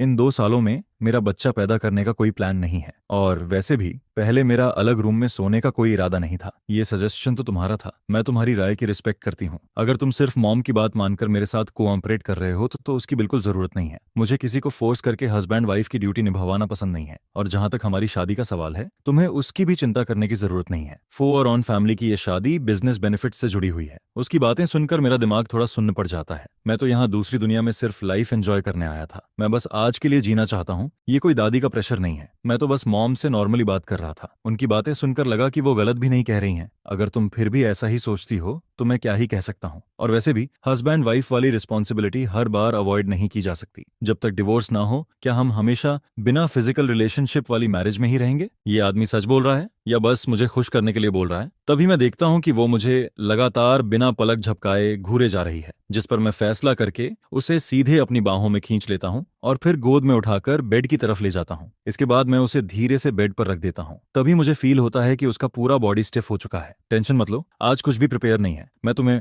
टच नहीं करूंगा। हम बस फ्रेश होकर सो जाते हैं। अगली सुबह जब मेरी आंख खुलती है तब तक मेरे बगल में कोई नहीं होता। फ्रेश होकर नीचे जाने के बाद वो पूछती है, अब ठीक फील कर रहे हो? इधर आकर बैठो। कल रात अच्छी नींद आई थी? जिस पर मैं कहता हूँ, हाँ बहुत अच्छी। आज सैटरडे है और तुम दोनों को काम पर भी नहीं जाना, कहीं घूमने चले जाओ। हमारे फैमिली का एक रिसोर्ट एरिया है, वहाँ का व्यू काफी सुंदर है। वान तो तुम्हें वहाँ घुमाने ले जाए तो कैसा रहेगा? मॉम डैड की उम्र अब काफी हो चुकी है, इसलिए कुछ बातें अगर मैं मान सकता हूँ तो मना नहीं करूंगा। बस वो खुश रहें, उसके लिए मैं कुछ भी करने को तैयार हूँ। मुझे लगा था कि जो चीज वो नहीं करना चाहती उसके लिए कोई भी उसे फोर्स नहीं कर सकता, लेकिन फो वानथुर बहुत ही ओबीडियंट डॉटर निकली। माँ बेटी का ऐसा रिश्ता देखकर मुझे काफी अच्छा लगता है। मैं कार की विंडो से बाहर सड़क को देखते हुए पुरानी यादों में खो जाता हूँ। इस दुनिया में आने के बाद दूर रहने वाले पेरेंट्स ने सिर्फ हमारी शादी के दूसरे दिन मुझे एक मैसेज भेजा था। उन्होंने कहा था, इतनी दूर आने की जरूरत नहीं है, नई बहू को वापस घर मत लाना। उसके बाद उन्होंने ज्यादा कांटेक्ट भी नहीं किया। सच कहूं तो मेरे अंदर हमेशा फैमिली अफेक्शन की कमी रही है, लेकिन ओरिजिनल बॉडी वाले पेरेंट्स का तो पहले ही डिवोर्स हो चुका था। ओरिजिनल ओनर बचपन से ही काफी इंडिपेंडेंट लाइफ जी रहा था। उस दिन जब मेरे पास कोई काम नहीं था, तब मैंने शादी के बाद पेरेंट्स द्वारा दिए गए एसेट्स का हिसाब लगाया। अगर सबको कैश में बदलें तो करीब 100 मिलियन से ज्यादा की प्रॉपर्टी निकलती है। कैश के अलावा उसमें बहुत सारी रियल एस्टेट और कंपनी शेयर्स भी शामिल हैं। मतलब अगर मैं फो फैमिली पर डिपेंड ना भी करूं तब भी पूरी जिंदगी आराम से काट सकता हूं। हालांकि ओरिजिनल ओनर अपने पेरेंट्स के करीब नहीं था, लेकिन उन्होंने उसे देने वाली चीजों में कभी कमी नहीं छोड़ी। फिर मुझे अपने पेरेंट्स याद आ जाते हैं। वो तो मेरी कॉलेज फीस तक नहीं दे पाए थे। पूरा खर्च मैंने खुद पार्ट टाइम जॉब्स करके निकाला था। जॉब मिलने के बाद भी मुझे घर पैसे भेजने पड़ते थे। इसी सोच में मुझे पता ही नहीं चलता कि कार रिजॉर्ट की पार्किंग में पहुंच चुकी है, जिस पर वो पूछती है, क्या सोच रहे हो? पहुंच गए हैं, नीचे उतरते हैं। मैं अपने चेहरे पर हल्का थपथपाता हूँ। पता नहीं क्यों बेकार की बातें सोचता रहता हूँ। अभी की लाइफ इतनी आरामदायक है, मुझे खुश रहना चाहिए। कार से उतरते ही मुझे कुछ बड़े पुराने पेड़ दिखाई देते हैं। तभी मैं रुककर फोटो ले रहा होता हूँ और दूसरी तरफ फोवांतु टिकट काउंटर वाले स्टाफ से कुछ बात कर रही होती है। तभी कोई आवाज देता है, जीजा जी, जिस पर मैं तुरंत पहचान जाता हूँ। ये फो तिन्हा है, फो वैंतु का कजन। सही कहें तो वो सेकंड फैमिली ब्रांच का अडॉप्टेड सन है। नॉवेल में मेंशन था कि नाम तिन्हा जब 6 साल का था तब उसकी रियल फैमिली के साथ एक्सीडेंट हो गया था। बाद में सेकंड मैडम ने उसे अडॉप्ट कर लिया और वो पूरे परिवार का लाडला बन गया क्योंकि वो सबसे छोटा था, ऊपर से क्यूट और ओबीडियंट भी, इसलिए एल्डर्स भी उसे बहुत प्यार करते थे और बड़े भाई बहन भी बचपन से उसे पैम्पर करते आए थे। जिस पर फो वानथुर उससे पूछती है, यहाँ काम कैसा चल रहा है, ज्यादा बिजी तो नहीं रहते? वो जवाब देता है, सब बहुत अच्छा है। जब मैं यहाँ आया तब समर सीजन भी खत्म हो चुका था। थैंक्स सिस्टर, आपने डैड से कहकर मुझे यहाँ काम दिलवाया। मुझे ये जगह बहुत पसंद है। जिस पर वो मुस्कुराकर कहती है, पसंद है तो अच्छी बात है। आज सैटरडे है इसलिए मैं और तुम्हारे जीजा बस थोड़ा घूमने आए हैं। तभी वो एक्साइटेड होकर कहता है, तो फिर मैं आप दोनों को घुमाता हूँ। वैसे भी अभी मैं फ्री हूँ। सिस्टर जीजा, आप दोनों को ऐसे कभी कभी डेट पर निकलना चाहिए। तभी वो हंसते हुए कहती है, हमें तो दादी ने जबरदस्ती भेजा है, नहीं तो हम दोनों कहाँ बाहर निकलते। इसके बाद हम साइट सीइंग कार की पीछे वाली सीट पर बैठ जाते हैं। तीन हार रास्ते भर व्यूज के बारे में एक्सप्लेन करता रहता है। चारों तरफ का सीनरी बहुत सुंदर होता है और कई लोग खुले मैदान में कैंपिंग भी कर रहे होते हैं। तभी वो पूछता है, आज आप लोग यहीं रुकना चाहेंगे? यहाँ के ट्री हाउसेस बहुत शानदार हैं। दोपहर में सनसेट दिखता है और रात में स्टार्स भी साफ दिखाई देते हैं। ये सुनकर मैं तुरंत एक्साइटेड हो जाता हूँ। मेरे सामने बना ट्री हाउस पूरा वुडन स्ट्रक्चर का होता है। ऊपर जाने के लिए स्टेयर्स हैं और नीचे आने के लिए स्लाइड लगी हुई है। वहाँ एक स्विंग भी टंगा हुआ है। ट्री हाउस की बड़ी सी विंडो पर विंड चाइम्स लटक रही होती हैं जो बहुत सुंदर लगती हैं। जिस पर मैं पूछता हूँ, क्या हम सच में यहाँ रुक सकते हैं? मैं इमेजिन भी नहीं कर सकता कि मैं कितना खुश हूँ। वो हंसते हुए कहता है, बिल्कुल रुक सकते हैं, ये सब अपना ही है। जीजा जी, आपको जो रूम पसंद आए उसमें रह सकते हैं। जिस पर मैं कहता हूँ, तुम अरेंज कर दो, आज हम यहीं रुकेंगे। इसके बाद वो बताता है कि यहाँ हर दिन लोग सफाई करने आते हैं। अभी मैं किसी को एक्स्ट्रा सामान प्रिपेयर करने के लिए बोल देता हूँ। ये कहकर वो मुझे आंख मारता है। उसका वो विंक देखकर ही समझ आ जाता है कि उसके दिमाग में जरूर कुछ चल रहा है। इसके बाद हम कुछ और जगह घूमते हैं, फिर रेस्टोरेंट जाकर खाना खाते हैं। तभी वो कहता है, सिस्टर जीजा, दोपहर में मेरी मीटिंग है इसलिए मैं आगे आपके साथ नहीं रह पाऊंगा। ट्री हाउस सब तैयार करवा दिया है, आप लोग पहले जाकर थोड़ा रेस्ट कर लीजिए, फिर बाद में घूमना। जिस पर फोवांथुर कहती है, ठीक है, तुम अपना काम देखो, हम दोनों खुद घूम लेंगे। फोवांथु मेरे पीछे चलते हुए हल्के से मुस्कुरा रही होती है। वो मुझे देखते हुए पुरानी यादों में खो जाती है। उसकी पूरी जिंदगी में अगर वो खाना, सोना और पढ़ाई नहीं कर रही होती तो या तो टैलेंट क्लासेस में जाने के रास्ते में होती या फिर कंपनी में काम कर रही होती। मैं हमेशा उन लोगों से जलता था जो अपने पेरेंट्स के साथ घूमने जाया करते थे और उन दोस्तों से भी जो स्कूल खत्म होने के बाद अपने फ्रेंड्स के साथ मूवी देखने या शॉपिंग करने चले जाते थे। मेरी यूथ में शायद कोई अच्छी मेमोरीज थी ही नहीं। बाद में जब मैं बड़ा हुआ तब डैड ने धीरे धीरे कंपनी की रिस्पॉन्सिबिलिटी मेरे हाथों में दे दी, जिस पर मुझे अपने कंधों पर और ज्यादा प्रेशर फील होने लगा। बस पिछले 2 सालों में ही मैंने अपने नीचे 2 कैपेबल असिस्टेंट्स तैयार किए, जिसके बाद कभी कभी खुद के लिए थोड़ा टाइम निकाल पाता हूँ और फैमिली के साथ ऐसे बाहर घूमने आ पाता हूँ। ये पहली बार है। तभी फोवांथुर आवाज लगाती है, जल्दी इधर आओ, डोर खोलो ना, अंदर जाकर देखना है, जल्दी करो। वानथुर तो निकलने से पहले ही की दे चुकी थी। पता नहीं ये वुमन पीछे क्या कर रही है, लेकिन सच कहूँ जब ये हंसती है ना तब बहुत खूबसूरत लगती है। जिस पर मैं कहता हूँ, जल्दी डोर खोलो। डोर खुलते ही सामने एक बड़ा सा सॉफ्ट बेड दिखाई देता है। मैं आगे बढ़कर देखता हूँ, वहाँ बेड पर 2 साफ पैजामे रखे होते हैं और उनके बगल में एक छोटा सा बॉक्स भी रखा होता है। ये जरूर उस शैतान फो तिन्हा की हरकत होगी। तभी समझ आता है कि वो बार बार मुझे आंख क्यों मार रहा था। असली मतलब तो ये था। सच में काफी थॉटफुल निकला वो। फोवांथुर की नजर भी उस बॉक्स पर पड़ जाती है। ऊपर से वो काम दिखने की कोशिश करती है लेकिन उसके हल्के लाल हुए चीक्स सब रिवील कर देते हैं। फिर वो कहती है, तुम पहले शॉवर ले लो, वैसे भी तुम रेस्ट करना चाहते थे ना। खाना खाने के बाद मुझे थोड़ी नींद आ रही है, ऊपर से सुबह भी जल्दी उठ गई थी, अब तो आंखें बंद होने लगी हैं। जिस पर मैं पैजामे लेकर बाथरूम में चला जाता हूँ। नहाकर बाहर आता हूँ तो देखता हूँ कि फोवांथुर सोफा पर बैठकर बुक पढ़ रही होती है। मैं पूछता हूँ, क्या तुम रेस्ट नहीं करोगी? जिस पर वो जवाब देती है, तुम पहले सो जाओ, मैं शॉवर लेकर आती हूँ। ये सुनकर मैं सीधे बेड पर लेट जाता हूँ। कुछ ही देर में मेरी आंख लग जाती है और मैं गहरी नींद में सो जाता हूँ। बाद में जब फोवांथुर शॉवर लेकर आती है तो वो भी मेरे बगल में लेट जाती है। तभी अचानक मैं नींद में पलटता हूँ और लगभग अपना हाथ उसके ऊपर रख देता हूँ, जिस पर वो हल्के से सांस छोड़ती है। फिर उठकर वापस सोफा पर जाकर का बुक पढ़ने लगती है। जब मेरी आंख खुलती है तब मैं खुद को बेड के दूसरी तरफ पाता हूँ। मैं तुरंत फोवांथु की तरफ देखता हूँ। तभी वो भी आंखें खोल देती हैं। जिस पर मैं पूछता हूँ, क्या मैं ज्यादा जगह घेर रहा था इसलिए तुम सो नहीं पाई? अगर चाहो तो मैं फोतिनहा से एक और रूम तैयार करने को कह दूं, जिस पर वो कामली जवाब देती है जरूरत नहीं है, ये हाई क्लास मैरिज है। अगर हस्बैंड वाइफ का रिश्ता स्टेबल दिखेगा तो दोनों फैमिलीज के बिजनेस के लिए अच्छा रहेगा, वरना बाहर लोग बातें बनाएंगे और कंपनी के शेयर्स पर भी असर पड़ सकता है, इसलिए बाहर कम से कम थोड़ा ध्यान रखना चाहिए।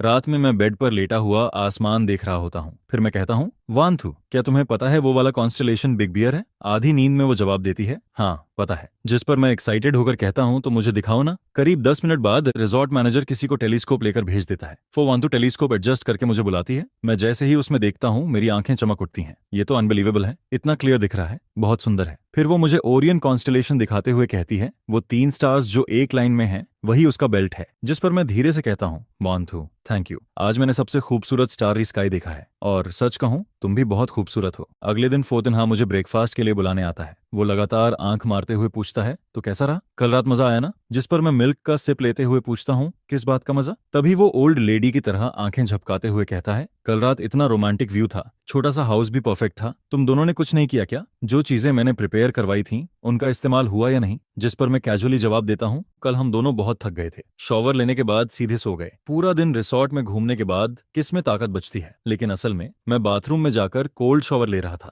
बाहर आने के बाद मैंने देखा कि फोवंथुर असिस्टेंट के साथ फोन पर बात कर रही थी। फिर वो लैपटॉप खोलकर आधी रात तक काम करती रही और मैं टेलीस्कोप से स्टार्स देखता रहा। ये सुनकर वो हंसते हुए कहता है, अच्छा अच्छा, मैं तो बस तुम दोनों का रिलेशनशिप और वार्म करने की कोशिश कर रहा था, लेकिन मेरे लिए पिछली रात सच में अनफॉरगेटेबल मेमोरी बन गई। रिसोर्ट से वापस आने के बाद फोवांतु मुझसे कहती है, मॉम को उनकी कुछ ओल्ड फ्रेंड्स घूमने ले गई हैं, इसलिए अगले कुछ दिनों तक ओल्ड मैंशन जाने की जरूरत नहीं है। सच में ओल्ड मैडम भी कम नहीं है, हाथ टूटने के बाद भी उनका घूमने का मन नहीं रुकता। मैं 2 दिन घर में पड़ा रहा और अब बोरियत होने लगी। बुक्स पढ़ने और लेसन प्लान्स देखने के अलावा कुछ करने को नहीं था। ओरिजिनल ओनर शायद हमेशा वर्कआउट मेंटेन करता था, लेकिन मुझे तो टेनिस खेलना ज्यादा पसंद है, क्यों मैं ना किसी को साथ खेलने के लिए बुलाऊं? तभी अचानक फोन बजता है। दूसरी तरफ से आवाज आती है, भाई बचाओ, क्या हुआ? बच्चा स्कूल चला गया है, मैं बोर्डम से मर रहा हूँ। अगर और घर में बंद रहा तो सच में फंगस लग जाएगी। उस दिन तुम्हारी घूमने वाली फोटोज देखी थी, जेलसी से पागल हो गया था, लेकिन वीकेंड में बच्चा घर पर था इसलिए कहीं जा नहीं पाया। ये सुनकर मैं हंस देता हूँ। इसका मेंटल स्टेट देखकर लगता ही नहीं कि कोई बड़ी प्रॉब्लम हुई है। सच में जैसे नींद में पड़े इंसान को पिलो मिल जाए। फिर मैं पूछता हूँ, टेनिस खेलने चलेगा? जिस पर वो तुरंत एक्साइटेड होकर कहता है, बिल्कुल, मेरे घर पर प्राइवेट टेनिस कोर्ट है, वहां आराम से खेलेंगे, कोई डिस्टर्ब भी नहीं करेगा, जैसे चाहो वैसे खेलना। मैं भी तुरंत एग्री कर देता हूँ। वैसे भी प्लेस और प्लेइंग पार्टनर दोनों एक साथ मिल गए, और उसका घर भी हमारे घर से ज्यादा दूर नहीं था, कार से सिर्फ आधा घंटा लगता है। बाद में बस अंकल लियो से कह दूंगा मुझे वहां छोड़ दिया करें। मैं पूरे घर में सूटेबल स्पोर्ट्स क्लोथ्स ढूंढता हूँ, लेकिन कुछ नहीं मिलता। तभी समझ आता है कि ओरिजिनल ओनर को स्पोर्ट्स में इंटरेस्ट ही नहीं था, इसलिए उसने कुछ प्रिपेयर नहीं किया। जिस पर मैं अंकल लियो से मॉल चलने को कहता हूँ। वहां जाकर मैं 2 कंफर्टेबल टेनिस आउटफिट्स खरीदता हूँ और फिर उसके घर पहुंचता हूँ। शुरुआत में हम दोनों आराम से खेल रहे होते हैं, तभी वो हंसते हुए कहता है, अभी तो सिर्फ वार्म अप चल रहा है, अब इस मूव को रोक कर दिखाओ, आज खेलकर बहुत मजा आ रहा है। आपात कब बात आ रही है? वैसे तुमने टेनिस किससे सीखी? कोई प्राइवेट कोच था क्या? जिस पर मैं दिमाग में पुरानी मेमोरीज सर्च करता हूँ। ओरिजिनल ओनर कॉलेज में टेनिस क्लब ज्वाइन कर चुका था। उसने कुछ समय ट्रेनिंग भी ली थी, लेकिन उसे इस गेम में ज्यादा इंटरेस्ट नहीं था। हालांकि उसके फैमिली कंडीशंस अच्छे थे, इसलिए प्राइवेट कोच होना कोई स्ट्रेंज बात नहीं लगती। मैं कैजुअली जवाब देता हूँ, कॉलेज में थोड़ा सीखा था। ये सुनकर वो कहता है, लेकिन तुम काफी अच्छा खेलते हो, तुम्हारे मूव्स भी बहुत प्रोफेशनल लग रहे हैं। बाद में तुम्हें वीडियो दिखाऊंगा। जब तुम टेनिस खेलते हो ना तब बहुत हैंडसम लगते हो। असल में यहाँ आने से पहले उसने मुझे मैसेज किया था, भाई क्या मैं तुम्हारा वीडियो बनाकर ऑनलाइन डाल सकता हूँ? और मैंने बिना सोचे हाँ बोल दिया था। इसीलिए जैसे ही मैं उसके घर में एंटर हुआ उसने रिकॉर्डिंग शुरू कर दी। कुछ देर बाद हम रेस्ट करते हैं, शॉवर लेते हैं, कपड़े बदलते हैं और फिर सोफा पे बैठकर वो वीडियो देखते हैं। तभी वो एक्साइटेड होकर कहता है, भाई तुम बिल्कुल एनर्जेटिक कॉलेज स्टूडेंट जैसे लग रहे हो। इसके बाद वो मेरी बॉडी की तारीफ करने लगता है, इन लॉन्ग लेग्स को देखो और ये मसल्स भी। जवान होना सच में कितना अच्छा होता है, और रिच होना उससे भी अच्छा। पैसे हो तो जो चाहो खरीद सकते हो, फ्री टाइम में जिम जा सकते हो, स्विमिंग कर सकते हो, यहाँ तक कि प्राइवेट ट्रेनर भी हायर कर सकते हो। ऐसी बॉडी तो बननी ही थी। फिर मैं हंसते हुए कहता हूँ, लेकिन नामलोई तुम भी काफी हैंडसम हो। तभी नामलोई हंसते हुए कहता है, देखो तो सही तुम कितने मैस्कुलिन लग रहे हो। हाँ हाँ हाँ, इधर आओ, तुम्हें भी ये मैस्कुलिनिटी फील करवाता हूँ। उसी समय बगल में रखा रिकॉर्डिंग डिवाइस अभी भी ऑन होता है और वो हमारी सारी बातें रिकॉर्ड कर रहा होता है। हम लोग के घर खाना खाने के बाद मैं वापस घर लौट आता हूँ। घर आकर मैं दोपहर की नींद लेता हूँ। जब मेरी आंख खुलती है तब फोन के शॉर्ट वीडियो ऐप से नोटिफिकेशन आती है कि मेरे पास 99 से ज्यादा अनरीड मैसेजेस पड़े हैं। मैं ऐप खोलता हूँ तो प्राइवेट मैसेजेस और कमेंट्स इतने ज्यादा होते हैं कि देखना मुश्किल हो जाता है। तभी पता चलता है कि मेरे जाने के बाद नहम लोई ने वीडियो एडिट करके ऑनलाइन अपलोड कर दिया था। उसने मेरा अकाउंट भी टैग किया था। क्या यही होती है मिलियंस फॉलोअर्स वाले इन्फ्लुएंसर की ताकत? क्या मैं सच में फेमस हो गया हूँ? तभी कई लोग मैसेज भेजने लगते हैं, हैंडसम भाई सामने आ जाओ ना, प्लीज डेली लाइव वीडियोस और अपलोड करो, आंखों को सुकून मिल जाएगा, आपकी बॉडी शेप कमाल की है, थोड़ा जिम टिप्स भी शेयर करो ना, भैया उस टेनिस आउटफिट का लिंक मिलेगा क्या? इतने सारे मैसेजेस देखकर मैं खुद भी घबरा जाता हूँ। कुछ लोग पूछ रहे थे कि क्लोथ्स कौन से ब्रांड के हैं, कुछ बोल रहे थे कि वो अपने बॉयफ्रेंड के लिए भी वही खरीदना चाहते हैं। तभी नेहम लोई मुझे मैसेज करता है, भाई वीडियो देखा, तुम फेमस हो गए हो। अभी अकाउंट खोला तो मैं खुद शॉक हो गया, पहली बार इतने सारे इंटरेक्शंस देख रहा हूँ और लोग तुम्हारे क्लॉथ्स तक पूछ रहे हैं उन्हें। फिर वो थोड़ा हेजिटेट करते हुए पूछता है, क्या ये वीडियो तुम्हें परेशान कर रही है? अगर अनकंफर्टेबल लग रहा हो तो मैं डिलीट कर दूं? जिस पर मैं तुरंत जवाब देता हूं, नहीं नहीं, उसकी जरूरत नहीं है। इसके बाद मैं उससे पूछता हूं, अगर मैं फैशन मैचिंग या फिटनेस ब्लॉगर जैसा कंटेंट बनाऊं तो कैसा रहेगा? आजकल शॉर्ट वीडियोस का जमाना है, सच कहूं तो मैं भी इसे ट्राई करना चाहता हूं। जिस पर वो एक्साइटेड होकर कहता है, बिल्कुल कर सकते हो, मैं पहले ही बता रहा हूं, क्या पता हूं, अगर तुम शॉर्ट वीडियोस बनाना शुरू कर दो ना तो थोड़े ही समय में फॉलोअर्स एक्सप्लोड कर जाएंगे। नहम लोई की ये बात सुनकर मुझे भी लगने लगता है कि शायद पॉपुलैरिटी का रास्ता सच में खुल चुका है। उसी समय फो ग्रुप की बॉस फोवांथुर मीटिंग खत्म करके एलिवेटर से बाहर निकलती है। तभी सेक्रेटरी रूम के पास से गुजरते हुए वो कुछ लोगों की बातें सुन लेती है। तुम लोगों ने नहम लोई का नया वीडियो देखा? उसके साथ टेनिस खेलने वाला लड़का इतना हैंडसम है कि कमेंट्स में लोग पागल हो रहे हैं। दूसरी लड़की बोलती है, हाँ देखा, नहम लोई ने उसका पर्सनल अकाउंट भी टैग किया है, लेकिन उसके अकाउंट पर अभी ज्यादा कुछ नहीं है। फिर कोई कहता है, कमेंट्स में लोग पूछ रहे थे कि उसका गर्लफ्रेंड है या नहीं, लेकिन नहम लोई ने रिप्लाई किया कि वो मैरिड है। पता नहीं किस लड़की की किस्मत इतनी अच्छी है। दूसरी तुरंत बोल पड़ती है, उसका टेनिस आउटफिट देखा, लेटेस्ट लग्जरी ब्रांड वाला था और उसकी बॉडी सीरियसली परफेक्ट थी, मुझे तो लगता है उसके एब्स भी होंगे। और मैंने तो किसी को ये भी कहते देखा कि वो किम डे यूनिवर्सिटी का लेक्चरर है। ये सब सुनने के बाद फोवांथु वापस अपने ऑफिस में चली जाती है। फिर वो ऐप खोलती है जिसे वो बहुत कम इस्तेमाल करती थी। उसे याद आता है कि पहले जब वू और नेहम लोई ने अपना अकाउंट बनाया था तब उन्होंने ग्रुप में मैसेज करके सबसे फॉलो करने को कहा था। उस वक्त उसने शायद अपने दूसरे अकाउंट से उन्हें फॉलो किया था, लेकिन उसके बाद कभी ऐप खोला ही नहीं। वीडियो ढूंढना आसान था क्योंकि थंबनेल में साफ मैं और नहम लोई टेनिस खेलते दिखाई दे रहे थे। वीडियो देखते हुए फो वान थू को खुद एहसास नहीं होता कि उसकी नजरें लगातार मुझ पर टिकी हुई हैं। उस रात जब वो घर लौटती है तब मैं सोफा पर बैठा होता हूँ। फिर मैं पूछता हूँ, वान थू, अगर मैं घर पर वीडियोस बनाऊं तो तुम्हें कोई प्रॉब्लम तो नहीं होगी? जिस पर वो पूछती है, अचानक वीडियोस बनाने का मन कैसे हुआ? मैं मुस्कुराकर जवाब देता हूँ, 1 महीने से घर पर हूँ, खाली बैठे बैठे बोर्डम होने लगी थी, इसीलिए सोचा कुछ नया ट्राई करूं। वो शांत आवाज में कहती है, अगर ट्राई करना चाहते हो तो करो, लेकिन पहले से मेंटली तैयार रहना, नेगेटिव कमेंट्स भी आएंगे और खुद पर ज्यादा प्रेशर मत लेना। असल में वो कहना चाहती थी कि हमारे घर में तुम्हें पैसे कमाने की जरूरत नहीं है,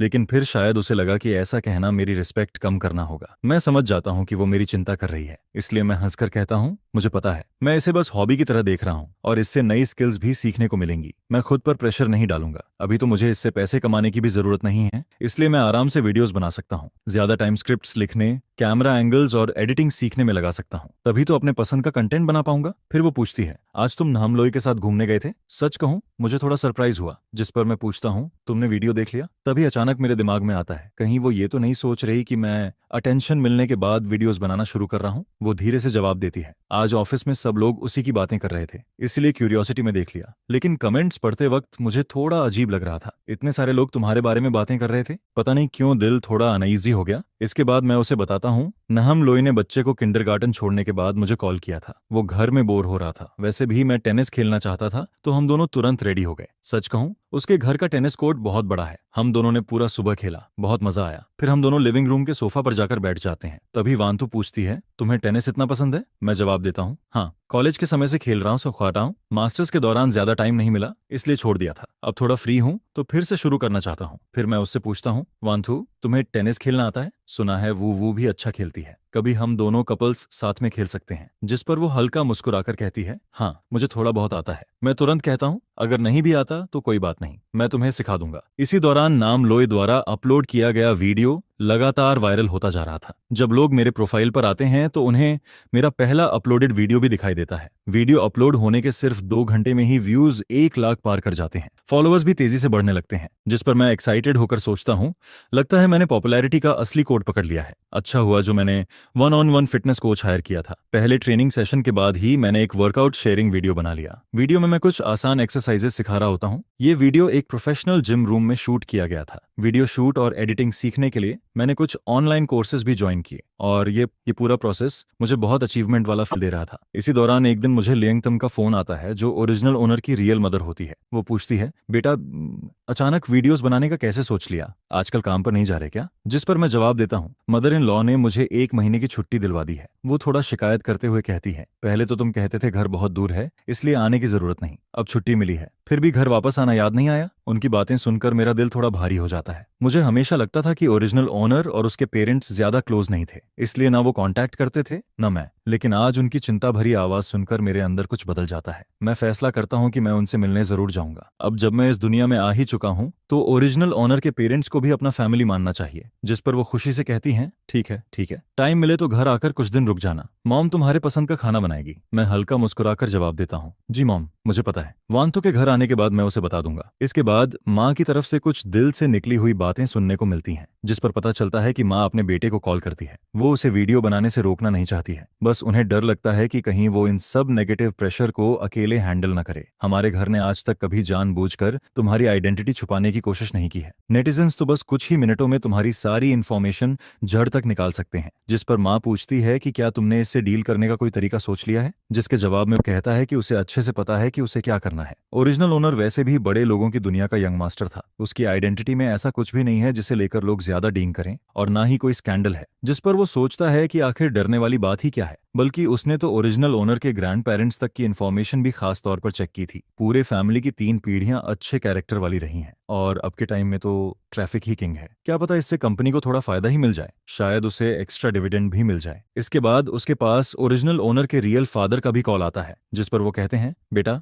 वही बात फिर से कहूंगा, जो करना है करो, अगर कोई प्रॉब्लम आए तो सीधे मुझे बताना, मैं सब संभाल लूंगा। यह सुनकर उसे पहली बार ऐसा फील होता है कि चाहे कुछ भी हो जाए उसके पीछे खड़े रहने वाला कोई है। ओरिजिनल ओनर सच में प्यार की कमी वाला इंसान नहीं था। फिर उसका दोस्त उसकी तारीफ करते हुए कहता है, नाइस है भाई, वीडियो काफी अच्छा शूट किया है, तो अब कंपनी के प्रोडक्ट्स प्रमोट कब कर रहा है? जिस पर वो हंसते हुए कहता है, अरे दीदी को मेरी क्या जरूरत पड़ेगी, मेरी थोड़ी बहुत पॉपुलैरिटी की तुलना उन बड़े स्टार्स से कैसे होगी? वो लोग बस एक लाइव स्ट्रीम में करोड़ों की सेल्स कर देते हैं, मैं तो बस मजाक में बोल रहा था। दीदी अगर मुझे सपोर्ट करती है तो वो सिर्फ एक लाइन बोलने भर की बात है। जिस पर सामने वाला कहता है कि उसने ये बात पहले ही उसकी सिस्टर को बता दी है और उसकी सारी इन्फॉर्मेशन भी प्रॉपरली सिक्योर रखी जाएगी। यह सुनकर वो चैन की सांस लेते हुए थैंक यू बोल देता है। इसके बाद शिया युनझो उसे डिनर के लिए बुलाता है, जिस पर वो आन जांग से कहता है कि आज रात शिया युनझो ने उसे बाहर खाने पर बुलाया है, इसीलिए वो घर पर खाना नहीं खाएगा। साथ ही वो कहता है कि युनशु को भी बता देना ताकि वो जल्दी घर लौट आए। फिर दोनों हॉटपॉट रेस्टोरेंट में बैठे होते हैं, जिस पर शिया युनझो कहता है, मैंने स्पाइसी हॉटपॉट और टोमेटो हॉटपॉट दोनों ऑर्डर कर दिए हैं, ये दोनों हमारे फेवरेट हैं। इसके बाद वो उसे गौर से देखते हुए पूछता है, सिर्फ 10-15 दिन नहीं मिले और तेरी आंखों के नीचे डार्क सर्कल्स इतने हैवी कैसे हो गए? जिस पर वो थकी हुई आवाज में कहता है, मत पूछ यार, बच्चा रात भर रोता रहता है। मैं, माँ और नैनी तीनों को शिफ्ट बदल बदल कर रात में उसे संभालना पड़ता है। आजकल मेरी स्लीप पूरी तरह खराब हो चुकी है। आज वाइफ फाइनली बिजनेस ट्रिप से वापस आई है, इसलिए उसे घर पर बच्चे के साथ छोड़कर मैं तुझे बाहर खाने बुला पाया। यह सुनकर वो पूछता है, क्या हर 2 महीने के बच्चे को ऐसा फेज होता है? जिसके जवाब में शिया युनजो कहता है, नहीं, हर बच्चे को नहीं, शायद कुछ बच्चे हाई डिमांड टाइप के होते हैं, लेकिन सुन, मैं और मेरी वाइफ सेकंड चाइल्ड कभी नहीं करेंगे। फिर वो अचानक टॉपिक बदलते हुए पूछता है, वैसे तू आजकल काम पर नहीं जा रहा तो हनीमून ट्रिप जैसा कुछ प्लान क्यों नहीं करता? जिस पर वो कहता है, युनशु की कंपनी में बहुत काम है और मुझे भी लगता है कि अभी कहीं जाना सही नहीं होगा, साथ में रहते हुए थोड़ा ऑकवर्ड फील होता है। यह सुनकर शिया युनजो जोर से हंस पड़ता है, क्या ऑकवर्ड भाई, कहीं ऐसा तो नहीं कि तुम दोनों के बीच अभी तक कुछ हुआ ही नहीं? यह सुनकर वो तुरंत घबरा जाता है और कहता है, अरे ये हॉटपॉट रेस्टोरेंट है, मेरा घर नहीं, कैसी बातें कर रहा है? जिस पर शिया युनजो आराम से कहता है, रिलैक्स, यहाँ कौन हमारी बातें सुन रहा है, लेकिन सच बोलूं तो ऐसे सेक्सलेस मैरिज में रहना ठीक नहीं है। यह सुनकर वो थोड़ा शर्माते हुए कहता है, इस बारे में मैं बस इतना कह सकता हूँ कि हम किस कर चुके हैं। फिर वो बताता है कि इन दिनों युनशु खाना खाने के बाद सीधे स्टडी रूम में चली जाती है और जब तक वो बेडरूम में लौटती है तब तक वो खुद सो चुका होता है। रिसोर्ट से वापस आने के बाद से उसे ऐसा लग रहा है कि युनशु जानबूझकर उससे दूरी बना रही है। जिस पर शिया युनझो कहता है, ये कैसे हो सकता है? वो खाना खाकर स्टडी रूम में जाती है तो तू उसका इंतजार नहीं कर सकता? लेकिन वो बात टालते हुए कहता है, छोड़ना, अब खाना खाते हैं। इसके बाद वो घर लौट आता है, जिस पर सर्वेंट उसे देखकर कहती है, यंग मास्टर वापस आ गए। फिर वो बताती है कि ये कॉफी मैडम युनशु के लिए है। ये सुनकर वो पूछता है, इतनी रात में भी कॉफी? जिस पर सर्वेंट बताती है कि मैडम ने खुद प्रिपेयर करने को कहा है, शायद आज इंटरनेशनल मीटिंग है इसलिए देर तक काम करना पड़ेगा। फिर सर्वेंट उससे कहती है कि वो कॉफी ऊपर पहुंचा दे, लेकिन वो खुद कॉफी हटाकर युनशु के लिए वार्म मिल्क तैयार करता है। इसके बाद वो उसके स्टडी रूम में जाता है और कहता है, मिल्क पी लो और थोड़ा रेस्ट कर लो। जिस पर युनशु पूछती है, माँ वापस आ गई? वो कहता है, हाँ अभी आया हूँ। नीचे आन जान कॉफी लेकर जा रही थी, लेकिन मुझे लगा रात में कॉफी कम पीनी चाहिए, इसलिए मैंने इसे मिल्क से रिप्लेस कर दिया। यह सुनकर युनशु मुस्कुरा देती है और कहती है, थैंक यू, तुम सच में बहुत थॉटफुल हो। फिर वो पूछती है, केक खाओगे मेरे साथ? जिस पर वो हैरान होकर पूछता है, केक कहाँ से आया? युनशु बताती है कि रास्ते में बेकरी दिखी तो उसने कैजुअली खरीद लिया। नीचे वाले फ्रिज में तो सिर्फ इंग्रेडिएंट्स भरे पड़े रहते हैं, इसलिए वो केक ऊपर ले आई। ये सुनकर वो हंसते हुए कहता है कि इस फ्रिज में पहली बार केक रखा गया है, वरना इसमें हमेशा ड्रिंक्स ही रहती थीं। इसके बाद युनशु कहती है कि आज अचानक उसका मन हुआ कि वो उसके साथ केक खाए। जिस पर वो मुस्कुराते हुए कहता है, तो फिर मुझे जेंटलमैन बनकर तुम्हारा साथ देना ही पड़ेगा। आज जिम में जो मेहनत की थी वो सब बेकार चली जाएगी। यह सुनकर युनशु पूछती है, तो खाओगे या नहीं? जिसके जवाब में वो कहता है, खाऊंगा, पहले तुम खाओ। फिर वो केक टेस्ट करते हुए कहता है, सच में बहुत टेस्टी है। पता नहीं केक अच्छा है या इसलिए अच्छा लग रहा है क्योंकि तुम मुझे खुद खिला रही हो। इसके बाद वो टेबल साफ करने के लिए उठ जाता है और युनशु से कहता है कि उसने सुना है उसकी मीटिंग शुरू होने वाली है, इसलिए वो उसे डिस्टर्ब नहीं करेगा। लेकिन तभी अचानक एक कॉल आता है, जिस पर युनशु का एक्सप्रेशन तुरंत बदल जाता है और वो कहती है, क्या? मैं अभी पहुंचती हूँ। यह देखकर वो पूछता है, क्या हुआ? जिसके जवाब में युनशु बताती है कि फू नियानैन ने देर रात किसी को मार दिया है और अभी पुलिस स्टेशन में है। इसके बाद वो अपनी असिस्टेंट से कहती है कि आज की इंटरनेशनल मीटिंग ली क्वाओ हैंडल करेगा। फिर वो उससे कहती है कि वो चिंता न करे और जल्दी सो जाए, उसे इंतजार करने की जरूरत नहीं है। जिस पर वो भी उसे रास्ते में केयरफुल रहने को कहता है, लेकिन उसके जाने के बाद भी उसे नींद नहीं आती, क्योंकि फू नियानैन सेकंड मैडम की बेटी और युनशु की कजन है, साथ ही ओरिजिनल स्टोरी की फ्यूचर हायर भी, और अब तक वो उससे कभी मिला भी नहीं था। जिस पर वो क्यूरियोसिटी में उसका नाम इंटरनेट पर सर्च करता है और उसे फू नियानैन का शॉर्ट वीडियो अकाउंट मिल जाता है। वीडियोस में वो काफी एनर्जेटिक लड़की दिखाई देती है, साथ ही फैक्ट्री वर्कर्स के साथ भी बहुत अच्छे से घुल मिलकर रहती है। फिर एक वीडियो के नीचे कमेंट दिखता है, अरे सिस्टर नियानैन, क्या आप अपने ही फैमिली फैक्ट्री में काम कर रही हो? मेहनत करते रहो, सिस्टर युनशु तुम्हारे साथ गलत नहीं होने देगी, जल्दी ही तुम्हें हेडक्वार्टर्स में बुला लिया जाएगा। जिसके जवाब में फू नियानैन ने लिखा होता है, आई लव फैक्ट्री, फैक्ट्री मुझे खुश रखती है। यह देखकर उसे याद आता है कि नॉवेल में एक बार मीटिंग के दौरान फू नियानन ने बताया था कि ग्रेजुएशन के तुरंत बाद उसे फैक्ट्री में ट्रेनिंग के लिए भेजा गया था, फिर अलग अलग डिपार्टमेंट्स में भी काम कराया गया, यानी युनशु ने उसे कोई स्पेशल प्रिविलेज नहीं दिया था, उसने भी नीचे से शुरू किया था। यह सब देखकर उसे लगता है कि सेकंड मैडम, फू शिंगहे और फू नियानैन, ये तीनों लोग काफी अच्छे हैं। अब बस युनशु के सेकंड अंकल ही ऐसे हैं जिनसे वो अभी तक नहीं मिला। लेकिन तभी गलती से उसका हाथ स्लिप हो जाता है और वो फू नियानैन की पोस्ट लाइक कर देता है, जिस पर वो तुरंत फ्रीज हो जाता है। उसे लगता है कि शायद फू नियानैन ने उसकी लाइक नोटिस कर ली होगी और अब वो ये बात युनशु को भी बता देगी। इसके बाद युनशु का मैसेज आता है, अभी तक सोए नहीं, चिंता मत करो, उसने सिर्फ सेल्फ डिफेंस में ऐसा किया था। ये सुनकर वो थोड़ा शांत हो जाता है और युनशु से कहता है कि वो जल्दी वापस आ जाए। लेकिन जब युनशु रात में लौटती है तब तक उसकी सारी नींद उड़ चुकी होती है। वंस उसकी स्लीप टूट जाए फिर उसके लिए दोबारा सोना आसान नहीं रहता। जिस पर फो वांथु वापस आकर धीरे से पूछती है, तुम अभी तक सोए नहीं? जिसके जवाब में वो कहता है, नींद नहीं आ रही थी इसलिए बस नॉक पड़ रहा था। फिर वो तुरंत पूछ बैठता है, वैसे आज रात आखिर हुआ क्या था? जिस पर फो वांथु आराम से कहती है, कोई बड़ी बात नहीं थी। इसके बाद वो बाथरूम में चली जाती है, लेकिन जब तक वो नहाकर बाहर आती है तब तक वो आधा सो चुका होता है। फिर फो वांथु आकर उसके बगल में लेट जाती है। शायद पेट के बल सोना अनकंफर्टेबल लग रहा था, इसलिए नींद में ही वो करवट बदल देता है। लेकिन अगले ही पल उसका पूरा शरीर सीधे फो वांथु के सॉफ्ट बॉडी के ऊपर आ गिरता है, जिस पर वो झटके से जाग जाता है। अब दोनों के चेहरे एक दूसरे से बस कुछ इंच की दूरी पर होते हैं। वो उसकी बॉडी वार्मथ और शॉवर जेल की हल्की खुशबू को साफ फील कर सकता था, जिस पर उसे पिछली बार वाला अनफॉरगेटेबल किस याद आ जाता है। लेकिन इस बार वो तुरंत किस नहीं करता, बल्कि चुपचाप उसके रिएक्शन को देखने लगता है। धीरे धीरे फो वांथुर का चेहरा लाल होने लगता है। यह देखकर उसका हार्ट बीट भी तेज हो जाता है। फिर दोनों बस एक दूसरे को देखते रहते हैं और कमरे का एटमॉस्फेयर धीरे धीरे रोमांटिक और एम्बिगियस होने लगता है, जिस पर वो धीरे से उसके करीब आता है और उसके लिप्स पर हल्का सा किस कर देता है। इसके बाद अगली सुबह जब उसकी आंख खुलती है तब तक उसके बगल में सो रही वुमन जा चुकी होती है। वो फोन उठाकर टाइम देखता है और सुबह के 10 बज चुके होते हैं। फिर उसे फो वांथु का मैसेज दिखता है, मैं ऑफिस जा रही हूँ, जिस पर उसके चेहरे पर हल्की स्माइल आ जाती है। वो रिप्लाई करने ही वाला होता है कि तभी उसकी मदर इन लॉ का वीडियो कॉल आ जाता है, जिस पर वो तुरंत कॉल उठाकर कहता है, गुड मॉर्निंग मॉम। यह सुनकर वो हंसते हुए कहती हैं, अरे मैंने कहीं तुम्हारी नींद तो खराब नहीं कर दी? जिसके जवाब में वो कहता है, नहीं मॉम, मैं भी अभी अभी उठा हूँ। फिर वो पूछता है, आप घर वापस आ गई? जिस पर वो कहती हैं, हाँ आज सुबह ही पहुंची हूँ, दोपहर में यहाँ आ जाना, मैं तुम दोनों के लिए बहुत सारे गिफ्ट्स लाई हूँ। जिस पर वो तुरंत हामी भर देता है। इसके बाद जब वो पुराने घर के कोर्टयार्ड में पहुंचता है, तब वो देखता है कि उसकी मदर इन लॉ किसी आदमी से बात कर रही हैं। पास जाकर देखने पर उसे पता चलता है कि वो आदमी फोवानथू का सेकंड अंकल है। जिस पर वो पोलिटली ग्रीट करता है। फिर सेकंड अंकल कहते हैं, सुना था तुम्हारी माँ वापस आ गई हैं, इसलिए लिन सिटी लौटने से पहले मिलने आ गया। इसके बाद वो उससे पूछते हैं, आज तुम काम पर नहीं गए? जिस पर उसकी मदर इन लॉ हंसते हुए कहती हैं, अरे अभी अभी तो दोनों की शादी हुई है, इसलिए मैंने सोचा थोड़ा छुट्टी दे दूं। हनीमून पर जाने का भी प्लान था, लेकिन मेरा हाथ टूट गया, इसलिए दोनों मेरे पास रुक गए। यह सुनकर सेकंड अंकल कहते हैं, वैसे भी छुट्टी ले ही रखी है तो घर पर आराम करना बुरा नहीं है, बाद में स्कूल वापस जाकर पढ़ाना शुरू करेगा तो काफी बिजी हो जाएगा। फिर वो अपने बेटे का जिक्र करते हुए कहते हैं, हमारे टीना हा का भी यही हाल है, काम शुरू करो तो फिर एंजॉय करने का टाइम ही नहीं मिलता, रोज इतना बिजी रहता है कि हालत खराब हो जाती है। इसके बाद वो जाने लगते हैं। जिस पर वो कहता है, सेकंड अंकल मैं आपको बाहर तक छोड़ देता हूँ। रास्ते में सेकंड अंकल उससे पूछते हैं, सुना है तुम ऑडिटिंग मेजर पढ़ाते हो? जिसके जवाब में वो कहता है, जी सही सुना आपने। जिस पर सेकंड अंकल कहते हैं, ये फील्ड काफी प्रॉमिसिंग है, तुमने कभी अकाउंटिंग फर्म्स ज्वाइन करने के बारे में नहीं सोचा? कुछ फर्म्स तो इतनी अच्छी हैं कि तुम आराम से चूज कर सकते हो। यह सुनकर वो हल्का मुस्कुरा देता है और कहता है, आप मजाक कर रहे हैं, मैं इतना कैपेबल कहाँ हूं, और वैसे भी अकाउंटिंग फर्म्स में बहुत वर्कलोड होता है, मैं थोड़ा स्टेबल और आराम वाला काम चाहता हूँ। हालांकि उसके मन में आता है कि पिछले लाइफ में उसका सबसे बड़ा सपना बिग फोर फर्म्स में जाना था, लेकिन वो इंटर्नशिप तक हासिल नहीं कर पाया था और उसे अच्छे से पता था कि उन बड़ी फर्म्स में कितना प्रेशर होता है। जिस पर वो आगे कहता है,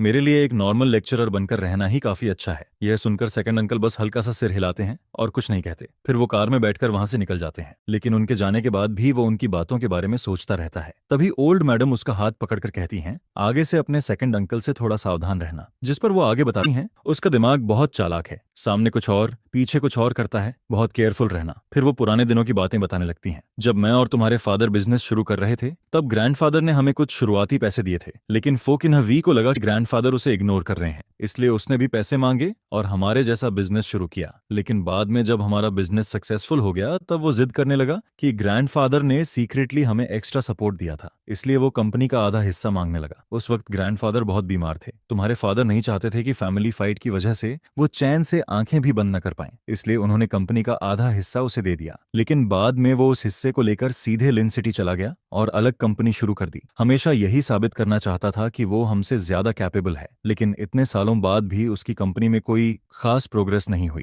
आज वो यहाँ सिर्फ इसलिए आया था ताकि मेरे थ्रू वानथू पर प्रेशर डाल सके और कुछ प्रोजेक्ट्स अपने लिए ले सके। यह सुनकर उसे भी समझ आ जाता है कि यह आदमी बाहर से काम दिखता है, लेकिन अंदर से काफी नैरो माइंडेड और कैलकुलेटिंग है। फिर ओल्ड मैडम आगे कहती हैं, पहले वो टीन हा को भी फो ग्रुप हेडक्वार्टर्स में भेजना चाहता था, लेकिन टीन हा खुद वहां काम नहीं करना चाहता था, इसलिए वानथू ने उसे टूरिज्म एरिया में काम दिलवा दिया। अभी उसकी बातों में भी हिडन कंप्लेन थी। वो इनडायरेक्टली ब्लेम कर रहा था कि वानथू ने उसके बेटे को हेडक्वार्टर्स में जगह नहीं दी। जब नयानैन ने ग्रेजुएशन के बाद फैक्ट्री से ट्रेनिंग शुरू की थी, तब भी वो लगातार कंप्लेन करता रहता था। उसका हिसाब किताब वाला नेचर तो इतना एनोइंग है कि मैं अब उसके बारे में बोलना भी नहीं चाहती। इसके बाद वो टॉपिक खत्म करते हुए कहती हैं, बस इतना याद रखना कि तुम्हें अंदर से समझदार रहना है। फिर वो अचानक खुश होकर कहती हैं, मेरी एक फ्रेंड का बेटा ऑक्शन हाउस में काम करता है, कल मैं एक ऑक्शन में गई थी और वहां से कुछ चीजें खरीदी हैं, चलो बॉक्स खोलकर देखो। जिस पर वो बॉक्स खोलता है, अंदर काफी एक्सपेंसिव कलेक्टिबल्स रखे होते हैं। फिर ओल्ड मैडम कहती हैं, इन्हें संभाल कर रखना, मौका मिले तो यूज करना, नहीं तो कलेक्शन बनाकर रख देना, ये सब काफी वैल्यूएबल है। यह देखकर उसे साफ समझ आ जाता है कि ओल्ड मैडम सच में उससे बहुत प्यार करती हैं। फिर वो प्यार से कहती हैं, मुझे पता है तुम अच्छे और समझदार बच्चे हो, लेकिन पूरे दिन मेरे साथ मत बैठे रहा करो, तुम्हारा जो काम है वो करो। जिस पर वो मुस्कुराकर कहता है, ठीक है मॉम, मैं चलता हूँ, आप अच्छे से रेस्ट कीजिए, कल फिर मिलने आऊंगा। इसके बाद वो ड्राइविंग प्रैक्टिस के लिए बाहर निकलता है, क्योंकि वो सोच रहा था कि आगे जाकर खुद कार चलाकर काम पर जाएगा। लेकिन घर से थोड़ी ही दूर पहुंचा होता है कि अचानक पीछे से कोई उसकी कार में टक्कर मार देता है। जिस पर वो गुस्से में बाहर निकलकर कहता है, तुम गाड़ी चलाना जानते भी हो या नहीं? लेकिन दूसरी कार से एक लड़की बाहर निकलती है और फ्लर्ट करते हुए कहती है, हेलो हैंडसम, वीचैट दे दो ना, हम प्राइवेट चैट में बात कर लेंगे, कार रिपेयर का जितना पैसा लगेगा मैं दे दूंगी। लेकिन वो उसकी बातों पर बिल्कुल ध्यान नहीं देता। वो सीधे जाकर कार चेक करता है और देखता है कि पीछे बम्पर दब गया है। जिस पर वो ठंडे चेहरे से कहता है, कोई प्राइवेट चैट नहीं होगा, मैं पुलिस को कॉल कर रहा हूँ। उसे साफ पता था कि ऐसे प्राइवेट सेटलमेंट बाद में और बड़ी प्रॉब्लम्स खड़ी कर सकते हैं।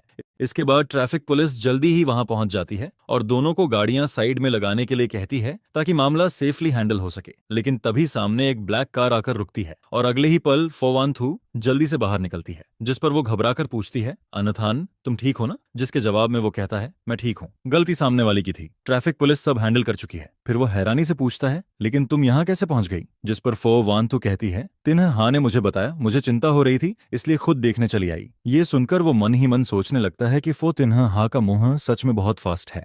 उसने तो बस कैजुअली उसे मैसेज में एक्सीडेंट का जिक्र किया था, लेकिन उसने तुरंत सारी बात फो वान थू को बता दी। जिस पर वो कहता है, कोई बड़ी बात नहीं हुई है, तुम्हें इतनी जल्दी भाग कर आने की जरूरत नहीं थी, मैं खुद हैंडल कर सकता था। जिस पर फो वान थू सीधे कहती है, तुम मेरी कार लेकर वापस जाओ, बाकी का मामला बटर जो हैंडल कर लेंगे। इसके बाद ट्रैफिक पुलिस दोनों को रिपोर्ट पेपर देकर मामला खत्म कर देती है। फिर वो नोटिस करता है कि फो वान थू का एक्सप्रेशन थोड़ा सीरियस है। जिस पर वो पूछता है, क्या हुआ? जिसके जवाब में वो कहती है, आगे से अंकल लियू ही तुम्हें पिक ऑन ड्रॉप करेंगे, तुम्हें खुद ड्राइव करते देख मुझे बिल्कुल भी पीस नहीं मिलता। यह सुनकर वो अंदर ही अंदर थोड़ा इमोशनल हो जाता है, क्योंकि उसे साफ महसूस होता है कि फो वान थुर सच में उसकी बहुत केयर करती है। फिर वो मन ही मन सोचता है कि उसकी ड्राइविंग स्किल वैसे भी खास नहीं है, अपनी छोटी सी जान की सेफ्टी के लिए शायद अब खुद ड्राइव न करना ही बेहतर रहेगा। जिस पर वो मुस्कुराकर कहता है, ठीक है, मुझे समझ आ गया। इसके बाद फिर एक वीकेंड आता है। पिछली बार माँ के कॉल के बाद उसने और फो वान थू ने साथ में हाईथुंग जाकर फैमिली से मिलने का प्लान बनाया था। दोनों ने काफी सारे एक्सपेंसिव गिफ्ट्स भी तैयार किए थे। सबसे पहले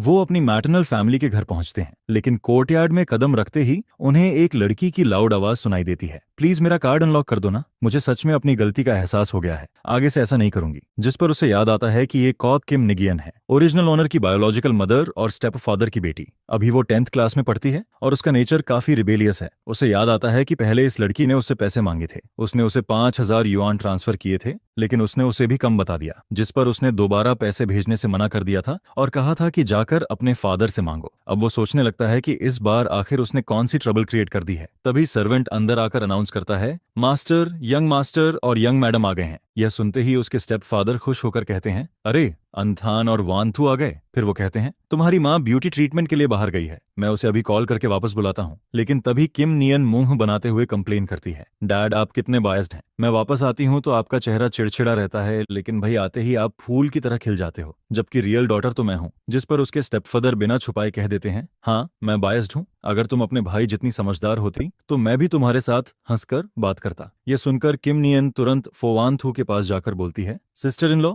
मेरी थोड़ी मदद कर दो ना। जिस पर फोवानथू पूछती है, कैसी मदद? फिर वो बड़ी मासूम शक्ल बनाकर कहती है, बस थोड़ा पॉकेट मनी रिचार्ज कर दो। ये सुनते ही फोवान थुर कैजुअली फोन उठाती है। अगले ही पल नोटिफिकेशन आता है, account credited with 1 lakh yuan. यह देखकर उसके स्टेपफादर शॉक हो जाते हैं, ये क्या है, किसने तुम्हें 1 लाख ट्रांसफर किए? जिस पर किम नियन खुशी से चिल्लाती है, सिस्टर इन लॉ ने दिए हैं। और अगले ही पल वो भागते हुए कहती है, dad brother sister in law school में काम है, मैं पहले जा रही हूँ। उसके जाते ही उसके स्टेपफादर सिर पकड़ लेते हैं और कहते हैं, पता नहीं इस बार फिर कौन सी प्रॉब्लम खड़ी की होगी, सुना है ये स्कूल में ग्रेड डायरेक्टर तक से बहस कर रही थी, इसकी क्लासमेट की माँ ने तुम्हारी मॉम को ये सब बताया। ये लड़की रोज बस ट्रबल क्रिएट करना ही जानती है, लगता है मंडे को फिर मुझे जाकर उसके ग्रेड डायरेक्टर से अपॉलॉजी मांगनी पड़ेगी। इसी दौरान उसकी मदर भी वापस आ जाती है और उसे देखकर वो एक पल के लिए रुक जाता है, क्योंकि उसकी माँ इतनी खूबसूरत लग रही थी कि कोई ये बिलीव ही नहीं कर सकता था कि उनकी उम्र 50 से ऊपर है। फिर वो प्यार से कहती हैं, मुझे लगा था तुम लोग थोड़ा लेट पहुंचोगे। जिस पर वो जवाब देता है, फ्लाइट आधा घंटा पहले लैंड हो गई थी इसलिए जल्दी आ गए। इसके बाद उसकी माँ एक्साइटेड होकर कहती हैं, मैं तुम्हारे लिए कुछ चीजें लाई हूँ, चलो मेरे साथ देख कर आओ। वानथू तुम तब तक यहाँ उसके फादर के साथ बैठो। फिर वो उसे कमरे में ले जाकर फ्रेंच शॉपिंग बैग्स दिखाती हैं। ये सब मैंने पिछली फ्रांस ट्रिप में खरीदा था। जिस पर वो पोलाइटली थैंक यू कहता है। यह सुनकर उसकी माँ मुस्कुराने लगती हैं, तुम इतने बड़े हो गए हो लेकिन अभी भी बच्चे जैसे लगते हो, पहले तो तुम्हारे साथ कोई प्रॉब्लम होती थी तब भी तुम फैमिली को कुछ नहीं बताते थे,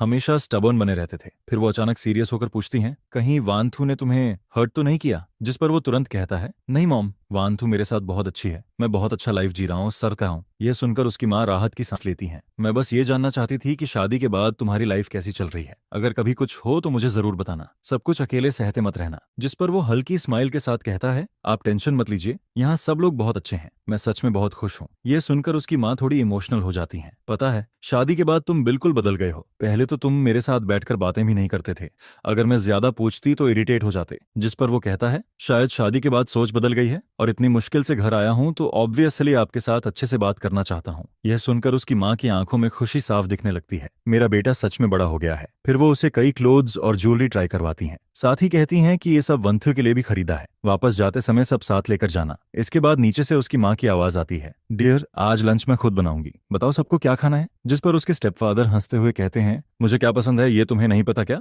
बच्चों से पूछो। फिर वो दोनों से पूछती हैं कि उन्हें क्या खाना है। तभी उसके स्टेपफादर तुरंत कहते हैं, धीरे चलो, अपनी वेस्ट का ध्यान रखो। जिस पर वो हंसते हुए कहती हैं, कोई बात नहीं, तुम हो ना। यह देखकर किम नियन तुरंत कंप्लेन करती है, बस करो आप लोग, इतना डॉग फूड देखकर ही मेरा पेट भर गया। जिस पर उसके स्टेप फादर हंसते हुए कहते हैं, तुम और तुम्हारा फ्यूचर हस्बैंड भी ऐसा कर सकते हो। यह सुनकर वो एक पल के लिए फ्रीज हो जाता है और बगल में बैठी फो वान थू की तरफ देखने लगता है। सरप्राइजिंगली फो वान थू भी उसी वक्त उसकी तरफ देख रही होती है, जिस पर दोनों के बीच का एटमॉस्फेयर थोड़ा ऑकवर्ड लेकिन स्वीट हो जाता है। फिर वो जल्दी से कहता है, मॉम मुझे स्वीट एंड्स और रिब्स और स्टीम्ड फिश खाना है। इसके बाद दोनों पेरेंट्स बातें करते हुए किचन में चले जाते हैं। फिर वो धीरे से फो वान थू से पूछता है, अभी तुम डैड से क्या बात कर रही थी। जिस पर वो कैजुअली कहती है, बस बिजनेस की बातें। लेकिन वो थोड़ा कंफ्यूज्ड होकर पूछता है, हमारी शादी तो सिर्फ वेन और फो फैमिलीज के इंटरेस्ट से जुड़ी है, कॉ फैमिली का बिजनेस से कोई कनेक्शन नहीं है। फिर दोनों के बीच किस बात की डिस्कशन हो रही थी। यह सुनकर फो वान थू थोड़ा सीरियस हो जाती है। डैड ने मुझे सावधान रहने को कहा है। कुछ समय पहले उन्होंने सेकंड अंकल को हाईतान में सीक्रेटली एक सप्लायर से मिलते देखा था। वो सप्लायर हमारे फो ग्रुप की कोर प्रोडक्शन लाइन हैंडल करता है। फिर वो धीमी आवाज में कहती है, ये बात किसी को मत बताना, इससे फो ग्रुप के स्टॉक्स तक अफेक्ट हो सकते हैं। जिस पर वो तुरंत कहता है, तुम चिंता मत करो, मैं किसी को कुछ नहीं बताऊंगा। इसके बाद वो कहता है, वैसे पिछली बार ओल्ड हाउस में मॉम ने भी मुझे सेकंड अंकल से सावधान रहने को कहा था। यह सुनकर फो वान थू कहती है, तुम टेंशन मत लो, मैं इस मैटर की सीक्रेटली इन्वेस्टिगेशन करवाऊंगी। लेकिन तभी उसे अचानक नॉवेल वाला कार एक्सीडेंट याद आ जाता है। जिस पर वो पूछता है, क्या तुम्हारे सेकंड अंकल बिजनेस के लिए इलीगल काम भी कर सकते हैं। यह सुनकर फो वान थू एक पल के लिए चुप हो जाती है। फिर धीरे से कहती है, तो तुमने भी नोटिस कर लिया। इसके बाद वो बताती है, डैड ने उन्हें हाईतान में कोर सप्लायर से सीक्रेटली मिलते देखा था। वो लोग हमारी सबसे इंपॉर्टेंट प्रोडक्शन चेन कंट्रोल करते हैं। और सिर्फ इतना ही नहीं, मॉम ने मुझे पहले भी बताया था कि जब फैमिली शुरू में स्ट्रगल कर रही थी तब सेकंड अंकल इनहेरिटेंस के लिए प्रॉब्लम्स क्रिएट करते रहते थे। अब कुछ लोग सीक्रेटली हमारे करीब आने की कोशिश कर रहे हैं। साफ दिख रहा है कि उनका टारगेट फो ग्रुप है। पहले मैं वर्स्ट पॉसिबिलिटी के बारे में सोचने से बच रही थी, लेकिन अब उनके एक्शंस बहुत ऑब्वियस होते जा रहे हैं। फिर वो उसका हाथ पकड़कर कहती है, वेंथान ये बहुत डेंजरस है, तुम इसमें डायरेक्टली इन्वॉल्व मत होना, मुझे डर है कि वो तुम्हें टारगेट बना सकते हैं। यह सुनकर वो बिना हिचकिचाए कहता है, लेकिन मैं तुम्हारा हस्बैंड हूँ, मॉम भी मुझे फैमिली मानती हैं, मैं कैसे तुम्हें ये सब अकेले हैंडल करने दूं। हम बस थोड़ा केयरफुल रहेंगे, ज्यादा से ज्यादा जहां भी जाएंगे अंकल लियू को साथ रखेंगे, तब कुछ नहीं होगा। यह सुनकर फो वान थू की आंखों में हल्की वार्मथ आ जाती है। इसके बाद वो लोग हाईतान में 2 दिन और रुकते हैं, जिस पर उसकी माँ उसे बार बार याद दिलाती हैं, वान थू पर बहुत काम का प्रेशर है, ध्यान रखना कि वो टाइम पर खाना खाए, उसे हर वक्त सिर्फ कॉफी पीकर मत रहने देना। जिस पर वो कॉन्फिडेंस के साथ कहता है, मॉम आप टेंशन मत लीजिए, मैं रोज उसे प्रॉपरली खाना खिलाऊंगा। फिर उसके स्टेपफादर भी सीरियस होकर कहते हैं, अगर फोक इन्हें वी की तरफ से कोई भी अनयूजुअल मूवमेंट दिखे तो तुरंत मुझे कॉल करना। राजधानी में अभी भी मेरे कुछ कनेक्शंस हैं जो मदद कर सकते हैं। जिस पर वो सिर हिलाकर कहता है, जी मुझे याद रहेगा। और तभी जाते जाते किम नियन फिर से उसके पास आकर मुस्कुराते हुए कहती है, सिस्टर इन लॉ अगली बार वापस आओ तो फिर से मेरा बैलेंस रिचार्ज करना मत भूलना, मैं प्रॉमिस करती हूँ कि इस बार अच्छे से पढ़ाई करूंगी। जिस पर किम नियन तुरंत कहती है, अपनी बात याद रखना, अगर प्रॉमिस तोड़ा ना तो अगली बार पैसे नहीं मिलेंगे। जिसके जवाब में वो जल्दी से कहती है, पक्का प्रॉमिस, इस बार जरूर निभाऊंगी। इसके बाद फो वान तो नोटिस करती है कि वो थोड़ा चुप हो गया है। जिस पर वो पूछती है, क्या हुआ। जिसके जवाब में वो हल्की स्माइल के साथ कहता है, बस यही सोच रहा हूं कि घर की प्रॉब्लम्स की वजह से तुम्हारे पेरेंट्स को भी टेंशन लेनी पड़ रही है। ये सुनकर फो वान थू उसका हाथ पकड़ लेती है और कहती है, हम फैमिली हैं, इसमें तुम्हारा और मेरा क्या अलग, और वैसे भी मेरे पेरेंट्स तो मुझे छोड़कर तुम्हें ज्यादा प्यार करते हैं। जिस पर दोनों सामने देखते हैं, उसके पेरेंट्स खुशी खुशी बातें कर रहे होते हैं। यह देखकर फो वान थू हल्का हंस पड़ती है और कहती है, तुम्हारी स्वीट टॉकिंग स्किल काफी डेंजरस है। इसके बाद दोनों वापस हाईतान लौट आते हैं। जैसे ही वो ओल्ड मैंशन में एंटर करते हैं, उसकी माँ तुरंत खुशी से उसके पास आ जाती हैं। अंथन, आखिर तुम वापस आ गए, जल्दी आओ, मुझे देखने दो तुम पतले तो नहीं हो गए। फिर वो उसके चेहरे को ध्यान से देखते हुए कहती हैं, हाईथन में तुम ठीक से खाना नहीं खाते क्या, तुम्हारा कॉम्प्लेक्शन भी पहले से खराब लग रहा है। जिस पर वो हेल्पलेस होकर हंस देता है, मॉम मैं बिल्कुल भी पतला नहीं हुआ, रोज इतना खाता हूँ कि पेट भर जाता है, बल्कि वान थू ज्यादा बिजी रहती है, आपको उसकी ज्यादा चिंता करनी चाहिए। यह सुनकर उसकी माँ तुरंत फो वान थू की तरफ देखने लगती हैं, तुम भी खुद को इतना मत थकाया करो। फिर वो प्यार से कहती हैं, आज रात किचन में तुम दोनों की फेवरेट डिशेस बनवाऊंगी, अच्छे से न्यूट्रिशन लेना जरूरी है। जिस पर दोनों साथ में जवाब देते हैं, जी मॉम। लेकिन अगले ही पल उसकी माँ का चेहरा अचानक सीरियस हो जाता है। वो फुकी ने भी तुम दोनों को परेशान तो नहीं कर रहा। जिस पर वो कहता है, फिलहाल तो नहीं, लेकिन हमने उसके अकाउंट्स और मूवमेंट्स की इन्वेस्टिगेशन शुरू कर दी है। यह सुनते ही उसकी माँ गुस्से से कहती हैं, इस बार उसे पूरी तरह एक्सपोज करना पड़ेगा। पहले इनहेरिटेंस के टाइम पर मैंने बहुत सहा था, अब वो मेरे सन इन लॉ को हर्ट करने की कोशिश कर रहा है और मेरी बेटी और फो ग्रुप पर भी नजर डाल रहा है। क्या वो फैमिली के लोग सिर्फ डेकोरेशन बनकर रह गए हैं? जिस पर वो जल्दी से उन्हें काम करने की कोशिश करता है। मॉम, आप ज्यादा गुस्सा मत कीजिए, आपकी हेल्थ खराब हो जाएगी। लेकिन वो गहरी सांस लेते हुए कहती हैं, मैं गुस्सा नहीं हूँ, बस ये बात अंदर से बर्दाश्त नहीं हो रही। फिर वो दोनों की तरफ देखते हुए कहती हैं, तुम दोनों आराम से इन्वेस्टिगेशन करो, मैं यहाँ मेन हाउस में रहकर उस आदमी पर नजर रखूंगी, उसे कोई चाल चलने नहीं दूंगी। इसके बाद सिर्फ 3 दिन के अंदर ही फो वान थू की असिस्टेंट सारे एविडेंस कलेक्ट करके वापस राजधानी लौट आती है, जिस पर वो रिपोर्ट देते हुए कहती है, प्रेसिडेंट, सारी इन्वेस्टिगेशन क्लियर हो चुकी है। वाइस प्रेसिडेंट फो ने लिन सिटी ब्रांच के फंड्स में गड़बड़ की है। उसने 300 मिलियन युआन अपनी पर्सनल डेट्स चुकाने में इस्तेमाल किए हैं। सिर्फ इतना ही नहीं, उसने बाहर के कॉम्पिटिटर्स के साथ मिलकर वेस्ट सिटी वाले कोर प्रोजेक्ट को हथियाने की भी प्लानिंग की है। और सबसे डेंजरस बात यह है कि उसने सीक्रेटली आपकी कार के ब्रेक सिस्टम के साथ छेड़छाड़ करवाई थी। वो एक्सीडेंट क्रिएट करना चाहता था। यह सुनकर उसे तुरंत प्रीवियस असिस्टेंट का कार एक्सीडेंट याद आ जाता है। अब उसे समझ आता है कि वो सब भी उसी आदमी की प्लानिंग थी। जिस पर फोवानथुर कोल्ड एक्सप्रेशन के साथ कहती है, कल सुबह 10 बजे इमरजेंसी बोर्ड मीटिंग अरेंज करो। अगले दिन बोर्ड मीटिंग शुरू होती है एंड फोवानथुर सबके सामने अनाउंस करती है, फोकिन्ह वी ने अपनी पोजीशन का मिसयूज करके कंपनी फंड्स एम्बेजल किए हैं, साथ ही कंपनी प्रेसिडेंट की हत्या की कोशिश भी की है। सारे एविडेंस कंफर्म हो चुके हैं। आज से उसे उसके सारे पोजीशन से रिमूव किया जाता है और लॉ के हिसाब से क्रिमिनल इन्वेस्टिगेशन शुरू होगी। यह सुनकर फोकिन्ह वी तुरंत गुस्से में चिल्लाने लगता है, ये सब झूठ है, तुम लोग मुझे फंसा रहे हो। जिस पर फोवानथु बिना एक्सप्रेशन बदले कहती है, तुम्हें फंसाया गया है या नहीं,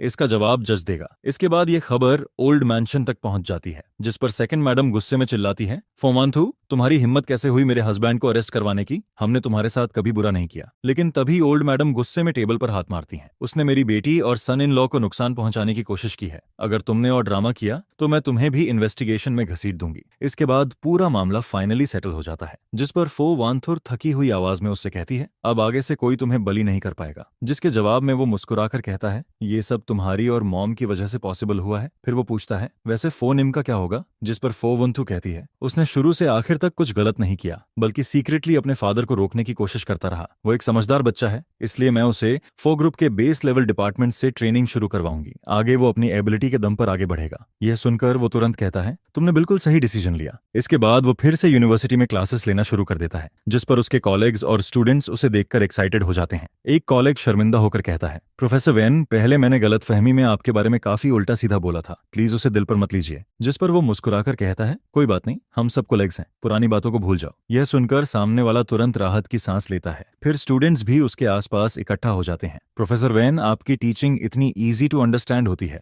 आप तो हमारे सेवर हो। प्रोफेसर वेन, जल्दी न्यू शॉर्ट वीडियोस अपलोड कीजिए ना, हम सब इंतजार कर रहे हैं। जिस पर वो हंसते हुए कहता है, ठीक है, मैं कोशिश करूंगा ज्यादा वीडियोस अपलोड करने की। इसके बाद शाम को फोवानथु उसे पिक करने आती है, जिस पर वो पूछती है, आज क्लासेस कैसी थी, बहुत टायर्ड तो नहीं हो गए? जिसके जवाब में वो मुस्कुराकर कहता है, सब बहुत स्मूथली हुआ, स्टूडेंट्स भी मुझे काफी पसंद करते हैं, मुझे बिल्कुल टायर्ड फील नहीं हो रहा। फिर फोवानथु को अचानक कुछ याद आता है, अभी रेनली का कॉल आया था, उसने वीकेंड पर हमें टेनिस खेलने बुलाया है, वांग्यू भी आएगा। जिस पर वो एक्साइटेड होकर कहता है, ऑफ कोर्स जाएंगे, और इस बार तुम भी मेरे साथ खेलोगी, मैं खुद तुम्हें सिखाऊंगा, एक बार सीखोगी तो तुरंत समझ जाओगी। यह सुनकर फोवानथु हल्का मुस्कुरा देती है, ठीक है, इस बार सब तुम्हारी बात मानूंगी।